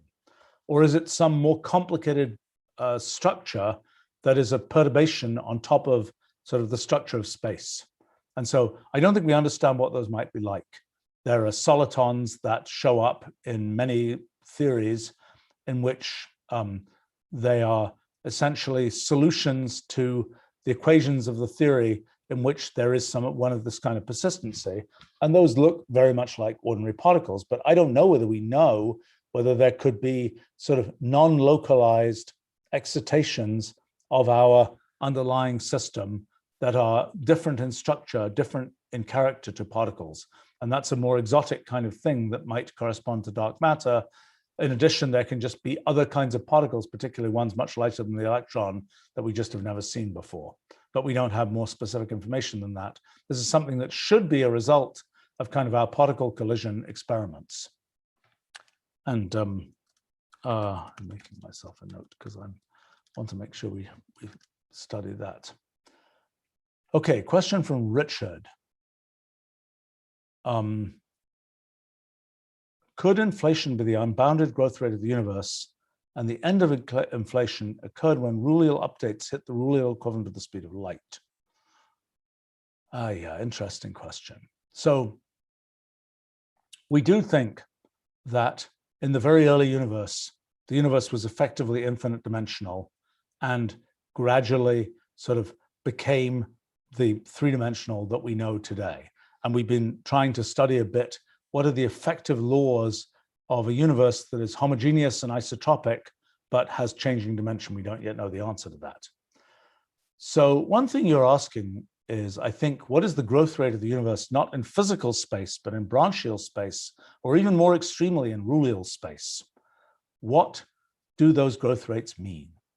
That is a good question that I don't think we really know the answer to. I mean, a growth rate in branchial space is sort of increasing the number of quantum degrees of freedom of the universe. And we believe that there's a limit to how fast that can happen, but what the significance of that is, I don't really know. I think, I mean, that's an interesting question. People study a bit the question of sort of the wave function of the universe. And I'm sure that this expansion in branchial space in the early universe can be associated with that. Expansion in Rulial space, oh boy, that always is I mean, I don't know. The kind of the notion of a maximum rate of information propagation in Rulial space is a story of the maximum rate at which you can kind of change your description of the universe. That is, in one position in Rulial space, it's like you're using a particular rule to describe the universe. In another position in Rulial space, it's like you're using another. It's not quite, this isn't quite the way it works. It's as you change your reference frame in Rulial space, you're using a different rule to describe the behavior of the universe. You can always get from one rule to another by emulating one rule using the other rule, just as universal computers can emulate each other. But there's a maximum rate of that, which is determined by essentially the maximum information processing rate of the universe. And that rate is, well, I got some estimates of that rate, which are not very reliable. Kind of amusingly, the units of that rate we can think of as being, Wolfram language tokens processed per second by the universe. You just have to have some measure of the amount of computational processing. And we realized recently that one feature of coarse graining in Rulial space is essentially having a higher level description, a higher level language to describe what's happening in the universe. Because by saying that we're conflating together two different kind of, in a sense, positions in Rulial space, we're saying these two descriptions we're going to treat the same, which is kind of the story of having a higher level language. We don't have to say whether it's specifically this machine instruction or that machine instruction. We have an abstraction of that we're using to define this higher level representation. But so the answer is we don't know the answer to this question about sort of growth rate in branchial space in the early universe. Jonathan, any thoughts about that? Well, I just have something to add, may or may not be a useful intuition about the Rulial versus branchial versus physical space expansion. At some level, you can think of, okay, expansion in physical space is effectively telling you how large is the region of a space-like hypersurface, of the current Cauchy surface of the universe that you could have reached or you could have causally influenced if you had some choice to make at the beginning of the universe, right? You're effectively saying, if I started out at the root node of the causal graph, where are all the places that I could have reached or could have influenced? In the same way, when we talk about expansion in branchial space, what we're really doing is we're saying, what are all the possible sort of configurations of the universe, which I could, in principle, have measured if I just, if starting from the root node, I applied the correct sequence of, of measurement operations. If we look at the Rulial space expansion, what that's telling us is, what are the possible configurations of the universe that I could have obtained if I had complete freedom to choose the laws of physics, right? If I could choose at every step which laws of physics I wanted to apply. So in a sense, what the Rulial space expansion is telling us that the physical or branchial space expansion is not telling us is, in some fairly abstract sense, the difficulty of reverse engineering the laws of physics up to, given information about the dynamics of the universe up to the present time, right? Because if you had a universe that was only very limitedly expanded in Rulial space, it's comparatively easy to figure out what the rules may have been, because you just have, there are fewer possible choices of rules that are consistent with your observations. The point is that the more expanded the universe is in Rulial space, essentially the harder physics is as a problem to solve. That's my only think about that. I mean, or alternatively, yes, because what's happening is, you're saying, even though the configuration of the universe may be similar, the distance in Rulial space, the possible different choices of rules that may have led to that same essentially outcome for the universe can be much more separated. And so Right. So the point is, in all three cases, you can think of expansion as being a difficulty in extracting path information, right? Expansion in physical space is telling me given a particular point in space, how difficult is it for me to retrace the causal history of that point in space? The more expanded, the more expanded, bigger the light cones can be, the more stuff can be in the light cones. Exactly. So there are more causal or light-like or time-like trajectories that could have influenced that particular point, the more expanded the universe is. Similarly, when you think about branchial expansion, you're talking about, okay, how hard is it for me to reconstruct the if I'm given some eigenstate of a quantum system, what is the path that led to that particular eigenstate? In other words, what is there are more, the more expanded the branchial space is, the more classical trajectories of that eigenstate are consistent with your observations. And the Rulial limit, the Rulial space limit of that is talking about actually not how you would reconstruct the causal history of an event or the classical history of an eigenstate, but it's talking about the difficulty of actually reconstructing what the laws of physics are, because it's effectively, what Rulial spaces expansion is quantifying is the redundancy of the number of possible Rulial paths that are consistent with a given state of the universe. And therefore, if you think of the problem of fundamental physics as being attempting to reconstruct what the rules are that reproduce the sequence of states that we see in our universe, it's a way of measuring the size of that search space, if you like. Yeah, well, so one point is, we are presumably, just like the branching brane and the branching universe, in the quantum mechanical case, in Rulial space, we are also branching in Rulial space. And so it's there's a question of, to what extent do we kind of do completions in Rulial space to corral, to believe that there is a definite outcome in Rulial space? And to what extent are we localized in Rulial space? And that's, there's a lot to figure out with this. But in a sense, in all three of those cases, we're kind of starting from the assumption that we're localized, right? Because we're starting from the assumption that we're computationally bounded. And I would argue, actually quite a strong point, but I'd be prepared to defend it, which is that these notions of expansion and so on really only make sense if you are computationally bounded and therefore localized in these three cases. If you are, in a sense, if you are allowed to co-expand with Rulial space, I'm not sure that you can really make sense. Point. Yeah, it's a good point. I mean, it's the same statement as the fact that we even think the universe is expanding is a consequence of the fact that we don't expand. I mean, if we look at sufficiently distant galaxies in the universe, they are expanding with the Hubble flow. That, the distance between sufficiently far separated galaxies does get larger.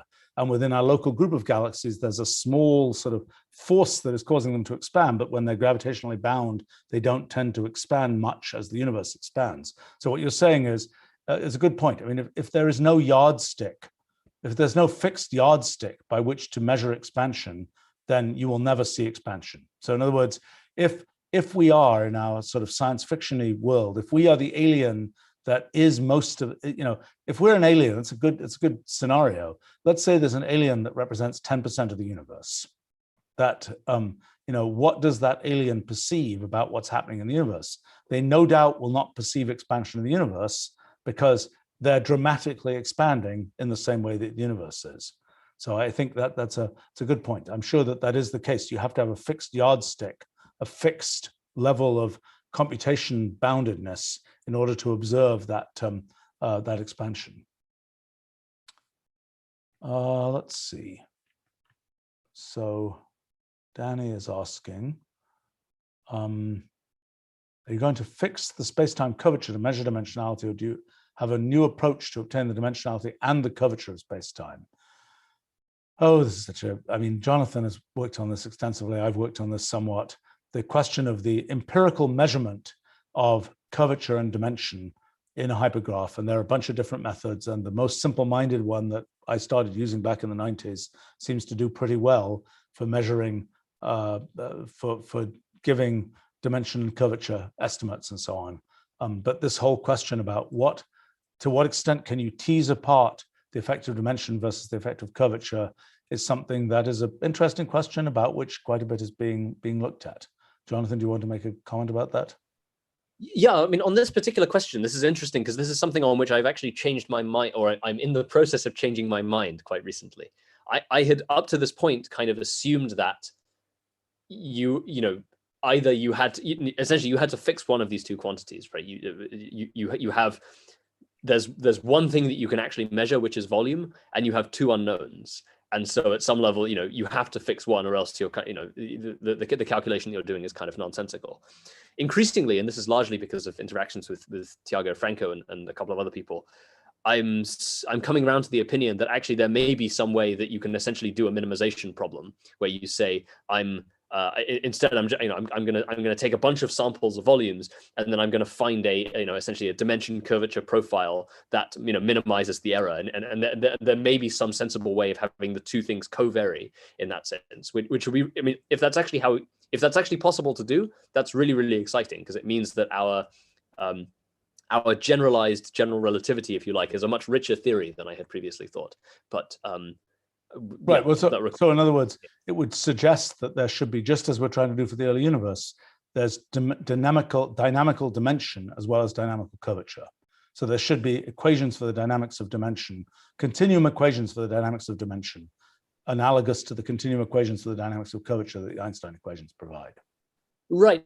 But in a sense, we kind of knew that, or we suspected that already, right? Because we knew that you could have a bunch of stuff that involves the curvature quantity, you could have reformulated in terms of the dimension quantity. I mean, just the interesting idea is that you might be able to reconstruct both quantities without having to make any assumptions about one being fixed and one varying. And then you've got the situation where actually your dimension and curvature equations now have cross terms, and I don't even know how we begin to think about that sort of the dynamics of that. But yeah, so if that's, as I say, if that's true, it means this is a very rich theory and requires quite a lot of investigation. Well, yeah, it's been 100 years with the Einstein equations, and people still don't have much idea what the full story of the solutions to the Einstein equations is. So if we add in dynamic dimension, the mathematics is going to get even more complicated. And yes, I mean, what would be the significance of a cross term between dimension and curvature? I think well, okay, interesting direction. All right, another question here. Carop, are the number of atoms of space in your model fixed at the origin of the Big Bang, or do they increase with the passage of time? They absolutely can increase with the passage of time.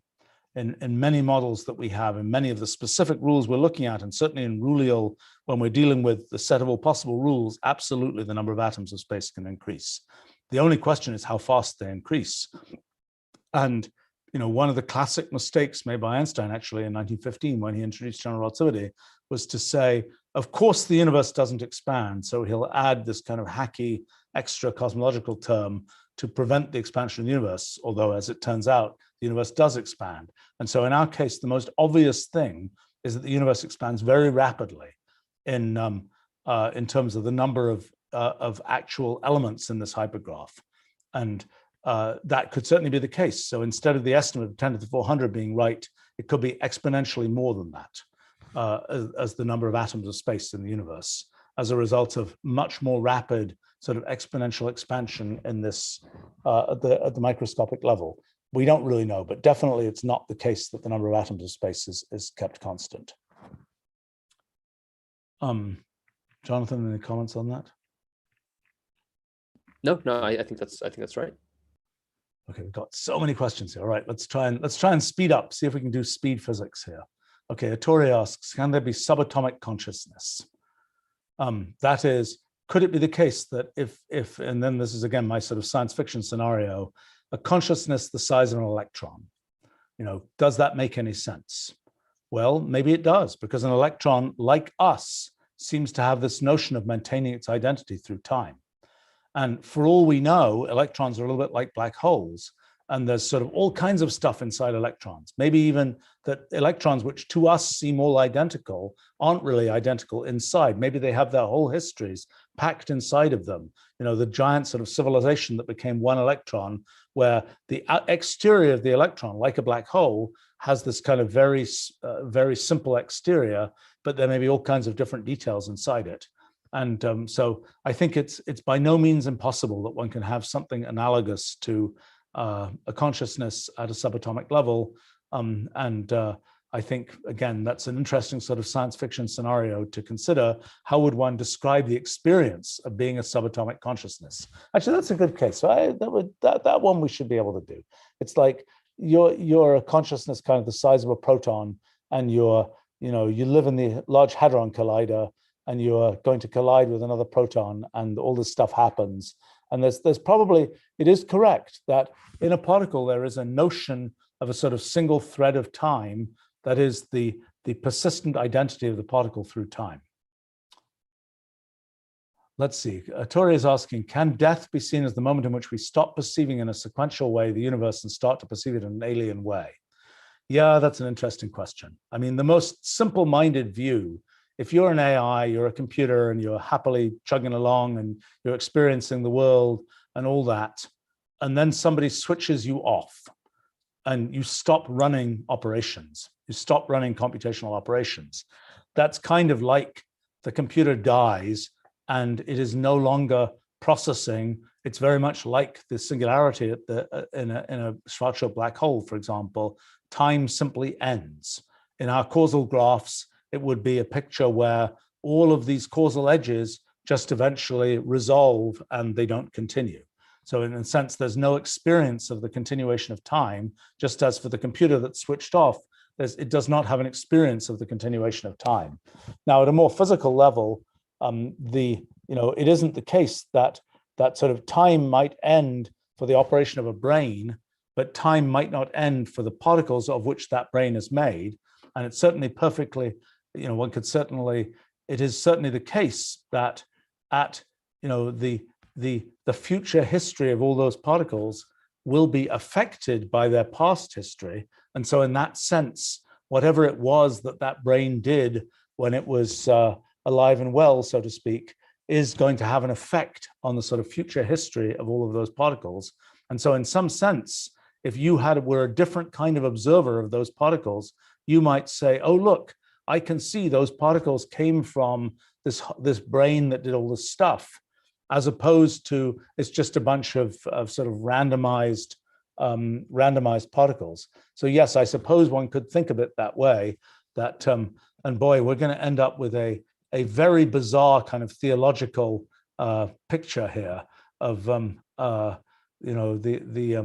the kind of, and I don't know how that resonates with any kind of existing theological thought. One of the things I always find interesting about theological discussions, particularly the ones from a couple of thousand years ago, is that people didn't know, just like Democritus didn't know a bunch of things that we know now about modern science and mathematics and so on, but there was sort of an intuition about how the world might work that was already present. And it's very interesting to see how that intuition was worked through, often with very interesting logical consequences, even though people didn't know at that time the details of sort of how it would work. I mean, the notion of sort of the immortal soul, so to speak, which we would now think of as being something like, the computational engram of the operation of something like a brain or a mind, which is, abstract and in that sense immortal, as distinct from the physicality of a brain. And I remember even, 50 years ago, people were deeply confused about this, the possibility that there could be a thing that had any real existence, as we now imagine that computations do, that wasn't material, made of material stuff, was very, very confusing to people. I don't think we would consider it nearly as confusing today. So it's sort of an interesting case of where sort of theological thought, and once you believe in sort of immortal souls in some sense of that, then that has a bunch of logical consequences that you can start working out, even though you don't know the implementation layer, so to speak, for the immortal soul, so to speak. So yes, interesting things probably to figure out there, which can I make two maybe slightly cryptic comments on that, on sure. those questions? So with regards to subatomic consciousness, wild speculation on my part, but it may be possible that the completion complexity stuff that we were talking about earlier affords one at least a very rough heuristic for quantifying consciousness, right? If the greater the capacity of a system to synthesize and essentially coarse grain between multi-way states may be a reasonable way of quantifying, how conscious that system is, because we know, at least in the extreme case where it's not capable of doing that at all, that it's not capable of consciousness, at least in the sense that we've defined consciousness, and similarly, the other extreme also works.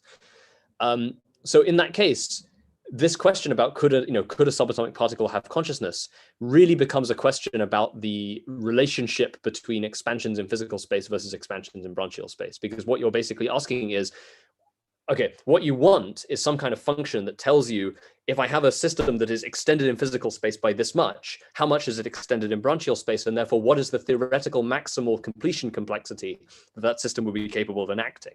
And that would allow you to essentially define a function that tells you, in a fairly precise sense, how conscious an atom or an electron or something could be capable of being relative to how conscious a human being would be capable of being, and so on.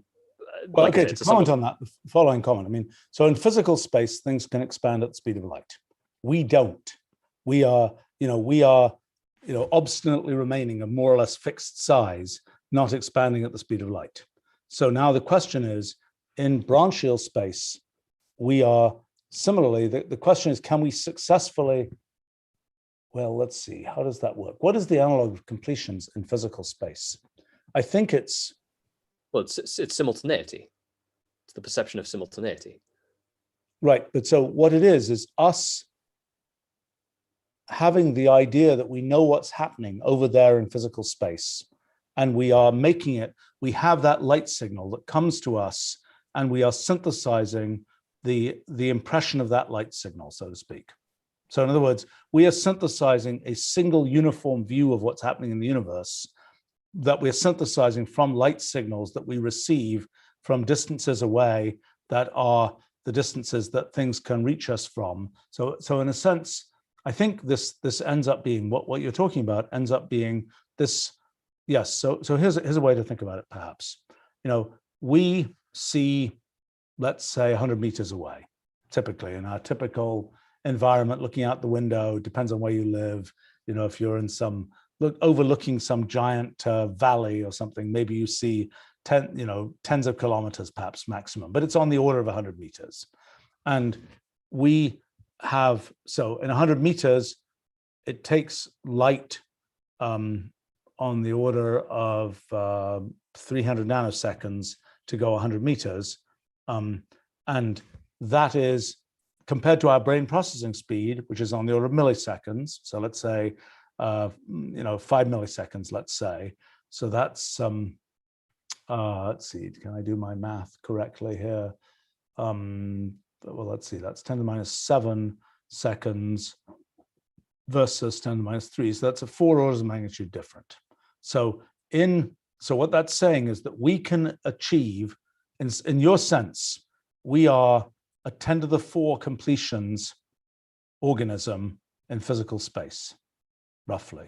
That is our brain processing, a single piece of brain processing. Is that right? Our single moment of time, we can synthesize maybe, I'm not sure if this is quite the right arithmetic, but on the order of 10,000, it's our brain is capable of processing 10,000 times faster than we get the information. So now the question will be, what's the analogous thing in branchial space? And that would be a statement that the number of completions that we can do relative to the rate at which information can reach us through maximum entanglement speed, what that is. Right? So in other words, if we've got an entanglement cone that's bringing information to us, and then we're trying to synthesize that information by doing completions. So the question would be, what is our rate of doing completions compared to the maximum entanglement speed? Right. And can we estimate that? I mean, if we have an estimate for the maximum entanglement speed, well, we need to know how far do we typically see in entanglement space, because that's another parameter that we need here. That's not obvious to me what the answer to that is. But yeah, right. That's an interesting way to think about that. I mean, in other words, it's a trade-off between, then we really have very concretely the question of, how extended are we in physical versus branchial space relative to the speed of information propagation in those spaces. You said right. You had another comment. Oh yeah, sorry. I'm sorry, just the comment on the eschatological question. So I think your analogy to switching off a computer is actually a very apt one, because what happened? Okay, what is it that actually goes on if I take my laptop and I switch it off? Well, my laptop my laptop is just a physical system, right? And what it's doing is it's instantiating abstract computational states in terms of concrete physical states, in terms of actual, particles whizzing around in lumps of silicon. And in so doing, there's a large class of concrete physical states that is consistent or compatible with any given abstract computational state, right? It doesn't matter in precise detail where each electron is. There's a whole equivalence class of possible physical states. And the reason I'm able to know that is because I have a way of interpreting that. I have a way of interpreting those equivalence classes as these abstract computational states of my laptop. When I switch it off, I no longer have that interpretation. And essentially computational irreducibility takes over. And all I have is the description of this lump of metal and, and the descriptions of the particles that are whizzing around inside. I no longer have this higher level description that allows me to make that coarse graining. And in effect, if Ettecore's speculation is right, that's not an unreasonable way of thinking about kind of the termination of consciousness in an organism, right? Once you stop being able to make these completions, you lose that higher level description language that lets you coarse grain between physical states. Then, in a sense, you're just at the mercy of computational irreducibility, and that may be a natural way of thinking about eschatology. I don't know. That's interesting. What does it mean for the whole universe? You mean? I mean, I think it relates to the heat death of the universe, because I think it's a story of I mean, I was talking to Sean Carroll actually about some work he's done about, at the end of the universe, every particle has crossed a cosmological event horizon. There's nothing left in the universe. And he's saying, and I'm saying, you're wrong, because what's left is space. And space has a rich set of computationally irreducible things happening just to knit it together. It's just that you, as a particle level observer, don't notice that that's happening. And so then that raises the question of, can there be sort of a different kind of consciousness, in a sense, that is sensitive to what's happening at the level of individual atoms of space? And right. That's... So in a sense, in that analogy, it's like the particle content of the universe is like the abstract computation that's being run, right? It's the higher level description language. It's the soul of the universe, so to speak. Right. But space is kind of the underlying dumb hardware, except that, just like in the case of physical computers, we know that even when the computer is switched off, there's all kinds of non-trivial stuff going on underneath. It's just that we may not have a decent description language for talking about it, because our description language is at the level of software. Presumably the same thing, the same argument holds here. Right. Interesting. Okay. All right, let's see, going on here. Eli asks, if organisms can be thought of as vertices in hypergraph at some level, can the edges be thought of as relationships to other organisms, giving a formal structure for psychology, perhaps? Yes. Well, so my first attempt at that is thinking about economics. So in other words, it's not going to be the case getting at the physical level from kind of the atoms of space up to people and who they're friends with, so to speak. That's a very long distance, and it's unlikely to my mind, to be that useful. But taking the formalism of, this hypergraph representing, a friend network, what's the evolution of the friend network? That's a perfectly reasonable thing to ask about. I mean, for example, to ask in social interactions in the world, can we think of those as, if we have the friend network of the world, how does that evolve with time? We looked at that a little bit, long time ago, decade ago, probably now. The Facebook, for better or worse, had a much more open API, and we had a program for people to look at the sort of everything Facebook knew about them, understood as sort of computational knowledge through Wolfram Alpha. And the result of that is that we got a whole lot of anonymized data about kind of social graphs and so on for people. And I certainly wondered at that time, the question of, given that we have this graph for a particular person or a particular group of friends or whatever, how does that evolve over time? What's a good model of the evolution of that over time? It's a good question. Somebody should look at it. I mean, it's in a sense, the formalism of a physics project provides sort of minimal models for lots of other kinds of fields. And the evolution of sort of friendships between people might be a good one, because again, it's probably somewhat local in how it evolves. Actually, this is something that, as I think about it, when the pandemic was starting, we were trying to do a bunch of modeling of kind of the effect of sort of epidemiological effects of who can infect who. And actually, my son Christopher did a big study of kind of what happens when you have different different kinds of network structures as ways for people to interact in their social network. And what he found is that very few results about epidemiology are robust under changes in the structure of the network. But a yet different thing would be to ask the question, what are the possible ways in which a social network can change over time? And are there results, are there necessary results that are associated with, for example, causal graphs? So here's a question, and I think Jonathan has kind of spaced out because he thinks that social graphs aren't, but the question is, what, if we think about a social graph, and we think about local interactions in the social graph, local activity, energy in the graph. We think of energy as to do with activity, the density of activity in our hypergraph.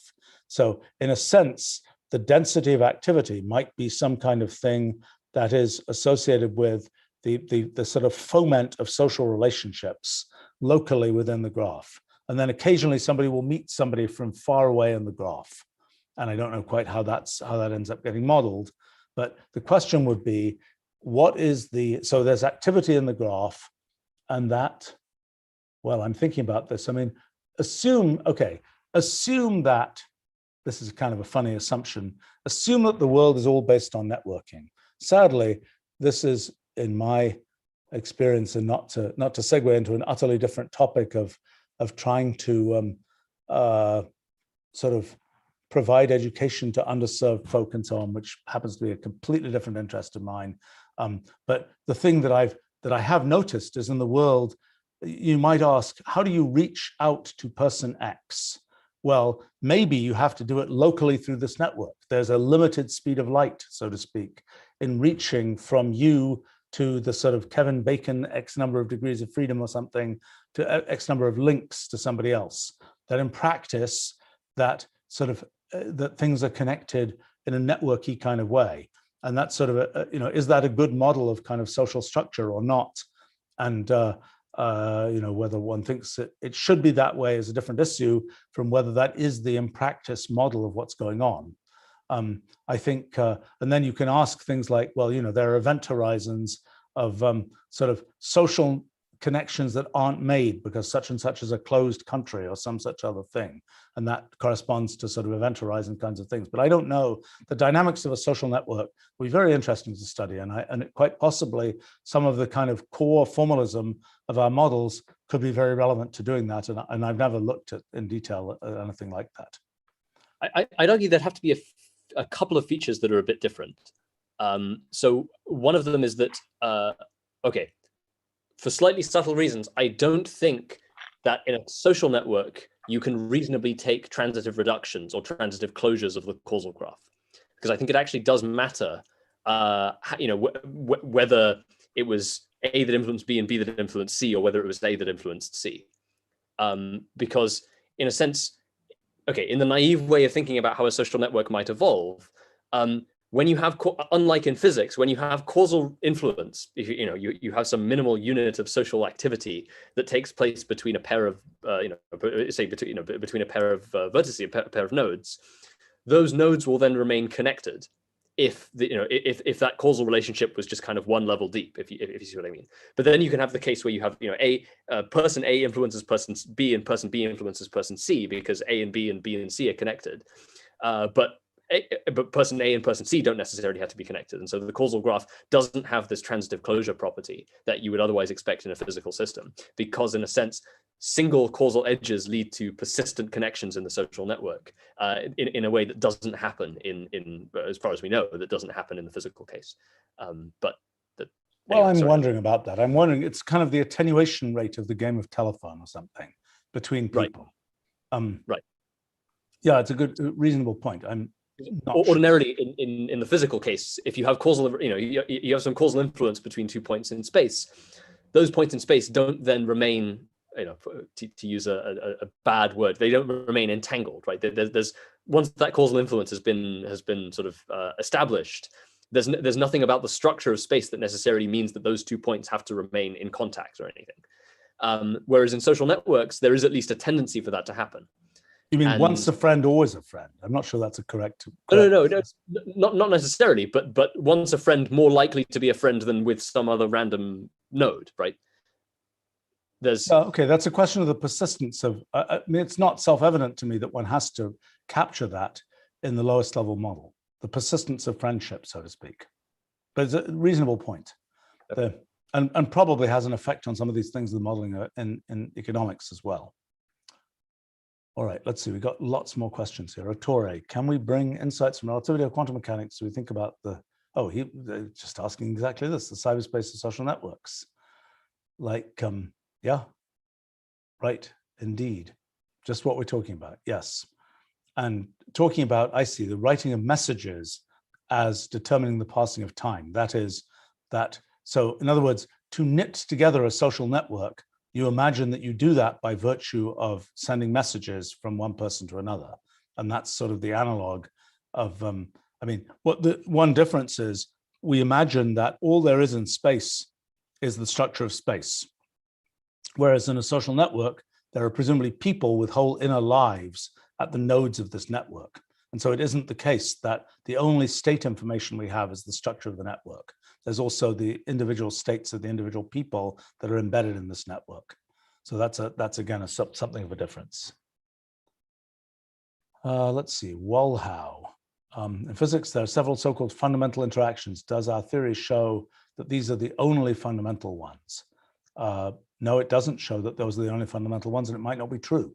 That really has to do with the question of, in particular, the kind of fundamental interactions are all associated with the so-called local gauge invariances, and we just don't know. We might know, we might even know fairly soon, what kinds of local gauge invariances are implied by our models, but we don't know that yet. And it could be many more than are implied by, than are known in existing physics, could be associated with particles that are either much lower mass or much higher mass than ones that people have been able to probe with accelerators and other such methods and so on. So yes, it's possible that there will be additional ones, and we can't yet derive, just as we can't derive that there are 3 dimensions in space, for example, we can't derive yet the character of those particular interactions and only those ones. Let's see, Eli, what's special about the branching of the brain as opposed to branching the entire system? Isn't the brain just computing the best moves for its whole system and its environment? System as an organism, so to speak. Well, let's see. So I think the main point is, it's a question of what do we experience about the universe? The universe is doing all the things the universe does. Even within our brains, there are 100 billion neurons that are all doing different things all the time. Yet we have the belief that there's a single thread of time that goes on. We have a single thread of attention. That's in neuroscience, people now know some of the detailed mechanisms that cause our brains to sort of maintain this sort of single thread of attention, so to speak. And I think that's a bunch of theories of consciousness and neuroscience and so on seem to, again, concentrate on that idea of maintaining this sort of integrating everything into this single thread of experience. And so I think that's the feature of, what's special about us in the universe, as opposed to just swirling patterns in the air, or as opposed to rocks or whatever else. One thing that seems special about us is we seem to have this both apparatus and this way of describing and thinking about things that leads to the sort of single thread of time through history, so to speak. Question from Parmenides. Can we think of information in our project as following the rules of relativistic quantum cryptography? Jonathan, do you want to try tackling that one? I'm not convinced I understand the question. I don't know what, so relativistic, so quantum cryptography is sort of a way, I mean, that's kind of a, quantum cryptography, we could sort of replace that with kind of quantum circuits and the sort of formalism of quantum mechanics that's used typically in looking at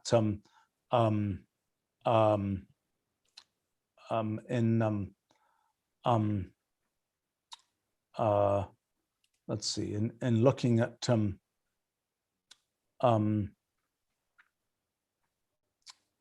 in thinking about things So if it's an organized way to think about quantum mechanics in the context of things like quantum computing, relativistic quantum cryptography is something which has to take space into account, which ordinary quantum cryptography and so on is really just a story of sort of local quantum mechanics. And I don't really know about, I don't know what relativistic quantum cryptography consists of. I think. Well, I mean, my naive understanding, having, I mean, only seen some very brief sort of descriptions of it, is that essentially what one does is one takes the no signaling condition that exists in ordinary quantum cryptography and essentially strengthens it to a no relativistic or no superluminal signaling condition, right? So no signaling ordinarily in quantum cryptography is this assumption you can't signal between two. You can't pass a signal between two quantum systems without the propagation of some physical information. And in relativistic quantum cryptography, you just strengthen that to the statement that the information that you propagate has to essentially obey relativistic invariance. So the reason I'm not entirely sure about what the question is asking is that, obviously at some level, yes, if this is a model for physics, then it has to obey the superluminal signaling condition. At a rather trivial level, but I'm not sure if there's any deeper connection to relativistic quantum cryptography than that. Fair enough. I mean, the condition that you described for ordinary quantum cryptography of if one system is going to affect another, there has to be sort of a physical smoking gun between them, so to speak. Right. So amongst other things, you can't propagate information just with quantum entanglement, say. Right. I mean, although the definition of what's physical, I mean, how would you translate that into our models? Is that saying that there has to be some spatial degree of freedom in the sense of our hypergraph rather than something purely branchial? Is that what it means? What does it mean? I think it's unclear whether it's spatial or causal. Obviously, if it's causal, then it's a rather trivial statement. Then it's just saying you can't just communicate via branchial edges. You have to have communication via causal edges as well. That's one possible way you could think about it, but that's, as I say, that's a rather that's rather trivial. That's a rather trivial statement. The other possibility is that it's saying that you have to that you can't have communication through branch-like causal, through causal edges between branch-like separated events. You can only any such signaling has to occur across space-like separated events. That would be a less trivial condition, but I'm also not sure if it's true. I think this is a good. I'm going to add this to our list of projects. Is quantum cryptography and conditions and their relationship stated in our stated in terms of our models. All right, let's see. We are going to run out of time here, unfortunately, but let me just look and see whether. Okay, so SL8 is saying Simon Says is still the best representation of the path integral in their opinion. Remember, you have to think of the players as branchial paths, as Simon as the Turing head. So yeah, I think this came up several months ago. So what is Simon Says? How does that work? Do you know, Jonathan? General knowledge question. I mean, I know the kids game, if that's what's being referred to here. Yes, I think so. I think Simon Says is that kids. I mean, I have no idea what the connection is to the path integral. I think it's that kids game where you say Simon says, put your hands on your head and those kind of, and everyone has to do it. And then you try and trick people by saying, oh, and now stand up or something. And if you don't prepend it with Simon Says, then you're caught out. I think those are the rules of the game. I see. Well, so then there's a notion of, okay, then there's more to understand here. All right, I think we should move on. We're thinking of the individual people and the individual players as branchial paths or as multi-way paths. And I see. Then maybe there's a Simon in the whole thing who's the specific originator of what the actions are, and that's kind of like a Turing machine head. I mean, I kind of see it, but I think it needs more. Okay, these are more comments on multi-way games here. Question whether the score could be tallied or if it's dependent on scoring in the final game state. Oh, that's interesting. Yeah, right. The question of whether the score is determined by the history or whether it depends only on the final game state. Yeah, that's a reasonable issue. Martin is asking, what does an Einstein-Rosen bridge look like in branchial space? Okay, Jonathan, you've been studying this, so maybe you can say something about that. Well, I haven't been studying this in branchial space, so I have to say that we don't know.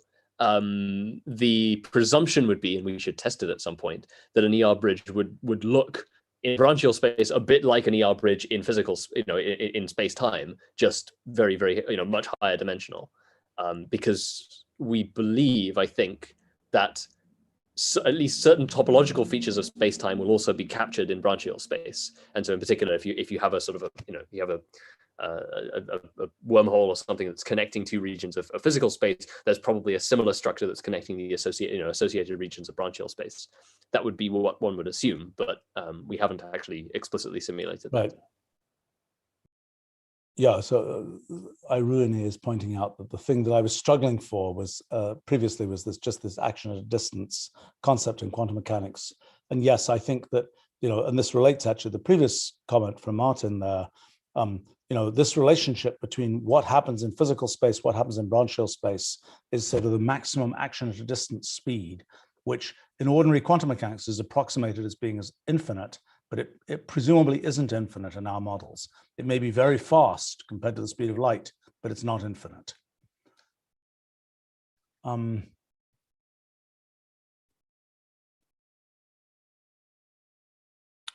Let's see. Oh, Sun is asking an interesting question. What would a black hole in regard to chess be? Interesting. Well, presumably, isn't it the case in a game like Go that you can isolate regions of the board? I think that that's the case, and I think that would be the analog. And presumably in chess, it's a little bit more difficult to do that, but it will be a situation in which one gameplay in one part of the board simply can't influence gameplay in another part of the board. Right. I mean, in a sense, as a trick, okay, if you ignore piece promotion and things, all pawns obey a sort of cosmological event horizon in some sense, for instance. Because they walk forwards and can't do anything else. Right. Fair enough. Yeah. Is it a cosmological event horizon or more like a black hole event horizon? I mean, I guess it's like I guess it is more like a black hole event horizon because it's one way, but it's also a bit not like a black hole event horizon, or at least it's more like a union of trapped surfaces because there's not just one horizon, right? There's one horizon at each level, right? But it behaves a bit like that. Let's see. David is asking, what's the difference between a universal time, the updating of the graph, and the time the observer experiences it? Is our relative time just how many times a bounded observer has sampled the graph? Good question. And so here's a piece of intuition that I think we've sort of really honed in a bit more on recently, which is time dilation, a standard feature of relativity. In a sense, you can understand it this way in our models. The observer is a computational entity, and time is progressing for the observer by virtue of a series of updating events represent the progress of time for the observer. A sequence of updating events are also what's needed to move the observer from one place to another. So in a sense, just the progress of time in one place is one way to use your computational resources. Motion is another way to use your computational resources. So in a sense, time dilation is associated with the fact that in order to have, if you use your computational resources on motion, you don't get to use them as much on pure time evolution. And that's sort of why time appears to run more slowly if you're also using your computational resources to do motion. So I think so in that sense, you're absolutely right, that in a sense, the relative time is sort of a sampling rate, is something related to a sampling rate with respect to, well, the space-like hypersurfaces, the things that we identify as being sort of progressive times in the way that we define simultaneity for our system. Let's see. Okay, we really should wrap in a moment because I am late for something else. But these are terrific questions, and I at least want to look through the rest of them. KL asks, can you simulate with your model concrete quantum mechanical problems like the harmonic oscillator? Yes, we can do harmonic oscillators, although they are an idealization in our models, and they have closed time-like curves and other weird pathologies like that. but they're also an idealization in ordinary quantum mechanics. So we can, at a formal level, we can absolutely simulate those kinds of things. In fact, we know that our models are equivalent to quantum mechanics because thanks to work that Jonathan and others have done, we know that there's a precise equivalence to categorical quantum mechanics, which is known to be equivalent to ordinary quantum mechanics. And we can kind of trace all the pieces to just see completely that there's equivalence at those levels. So all of those things have to work. Some of them, like the harmonic oscillator, involve sort of violent idealizations, both in quantum mechanics and for us. And it's important to say, by the way, that there still isn't a complete formulation of the harmonic oscillator, even in categorical quantum mechanics. I mean, again, it's one of these cases where we know it must exist, but actually explicitly constructing it is quite hard. And so we've been able to do it by, as you say, making some really quite extreme idealizations. Right. I mean, it's worth saying that in quantum field theory and in the path integral and so on, even in the path integral, harmonic oscillators aren't trivial to understand. And since we more directly get the path integral than get the Schrodinger equation and so on, that has the same issues for us. It's like if you've got how to understand bound states or how to understand these kind of periodic things in the path integral is kind of difficult, and it involves some degree of mathematical hokiness, I think, even today.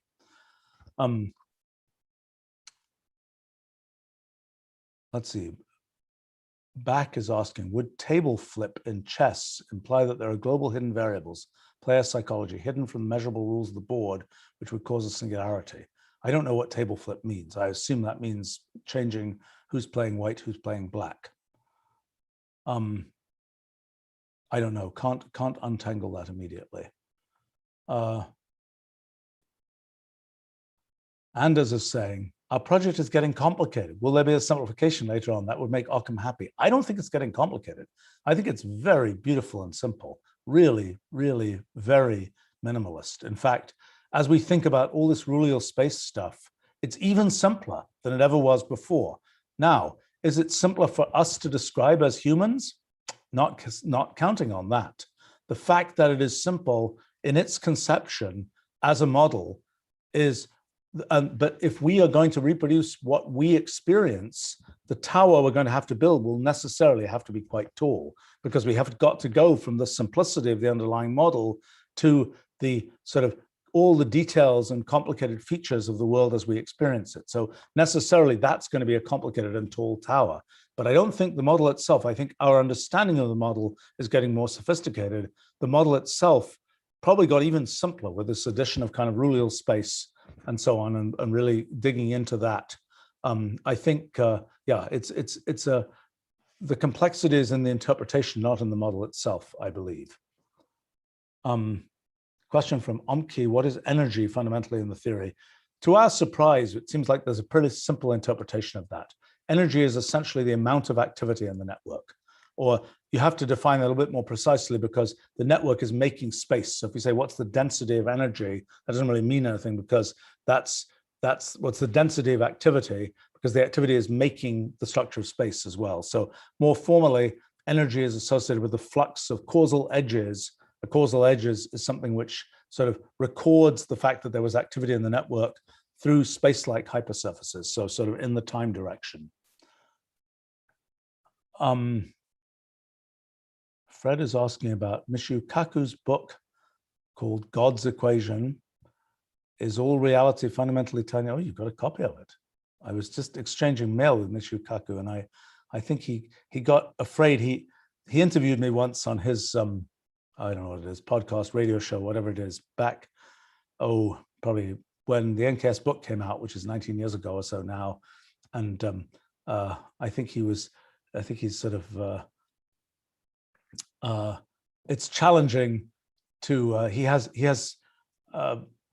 been very much in the sort of string theory direction. And I think that the paradigm that we defined and that I started to define with NKS is a somewhat orthogonal paradigm to ones that he feels comfortable with. Is all reality tiny strings vibrating at different frequencies? The question of the relationship between string theory and our models is a really interesting one. We don't yet know.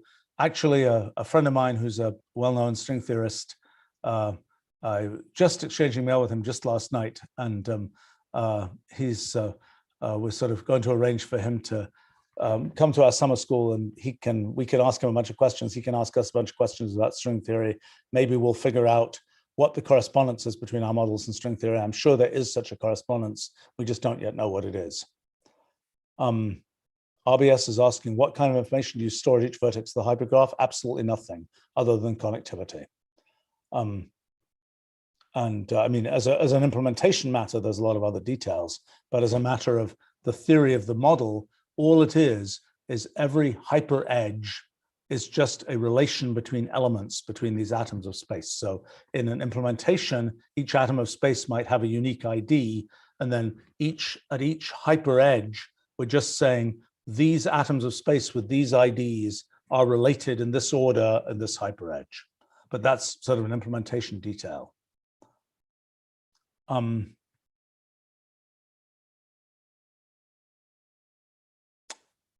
Is the amplitudahedron of Arkani Hamed and so on essential for formulating the hypergraph approach in a way that yields string theory? Good question. Okay, a good friend of mine who I was a friend of mine named John Mazouris, who worked with Roger Penrose many years ago, like 40 years ago, and has been a major figure in the semiconductor industry for many years, and is now kind of has sort of retired from the semiconductor industry. And he's been telling me for years he's gonna extend on what he wrote about in his PhD thesis about spin networks and so on. And by golly, in the last year, perhaps I think inspired by our efforts, he's done that. And in fact, what he has is a formulation that comes from kind of the spin network side of things, but appears to be building very much in a direction that is sort of precisely dual to our hypergraph formulation. And so we're hopefully going to find out in the not too distant future whether there's some kind of grand merger of some of those ways of thinking, and that's all in the end related to things like the amplitudahedron and so on, in which you're really thinking about the fundamental elements as being scattering processes. So in some sense, you can think of what's fundamental as being a point in space, or you can think of what's fundamental as being a scattering event, where particles are coming in from infinity, and what you see is sort of this process of scattering, and sort of a dual way of thinking about the nature of reality. And in a sense, those scattering events may be somewhat related to the events in our rewriting systems and so on. I know with Jonathan, we're really running out of time here, and I shouldn't go on much further here. But well, I mean, do you have any comments? In a sense, there's a very natural interpretation of that, right? You can think of every hypergraph replacement event as being a scattering event, but for hypergraph nodes. Mm-hmm. And then an interesting question, which I was recently discussing with this guy Thorsten Glossenkamp, who kind of first made me aware of this work in a serious way, is whether you could construct cluster algebras and Dinkin diagrams and their associated polytopes and things for our hypergraph rules, just as they're generated for the case of scattering amplitudes in the amplitudahedron program, and what would they look like? Interesting. Okay, so the basic summary there, you're cleaning this up and making the point that a scattering event, I mean, in a sense, the pictures that we make in our causal graphs, where two causal edges come in and there's an event and two causal edges go out, look an awful lot like scattering events. They look an awful lot like Feynman diagrams of scattering events and so on. And what if we treat that as the fundamental element? Yeah.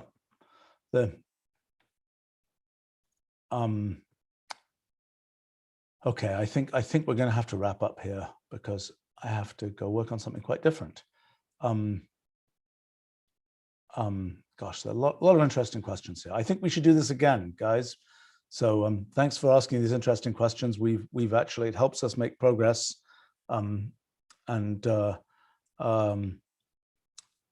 For people, I'm not sure exactly what we will be live streaming in the course of our summer school. We may live stream some of the events there. I expect that to be an interesting time. All right, we should wrap up for now here. So thanks all for joining us, and see you another time.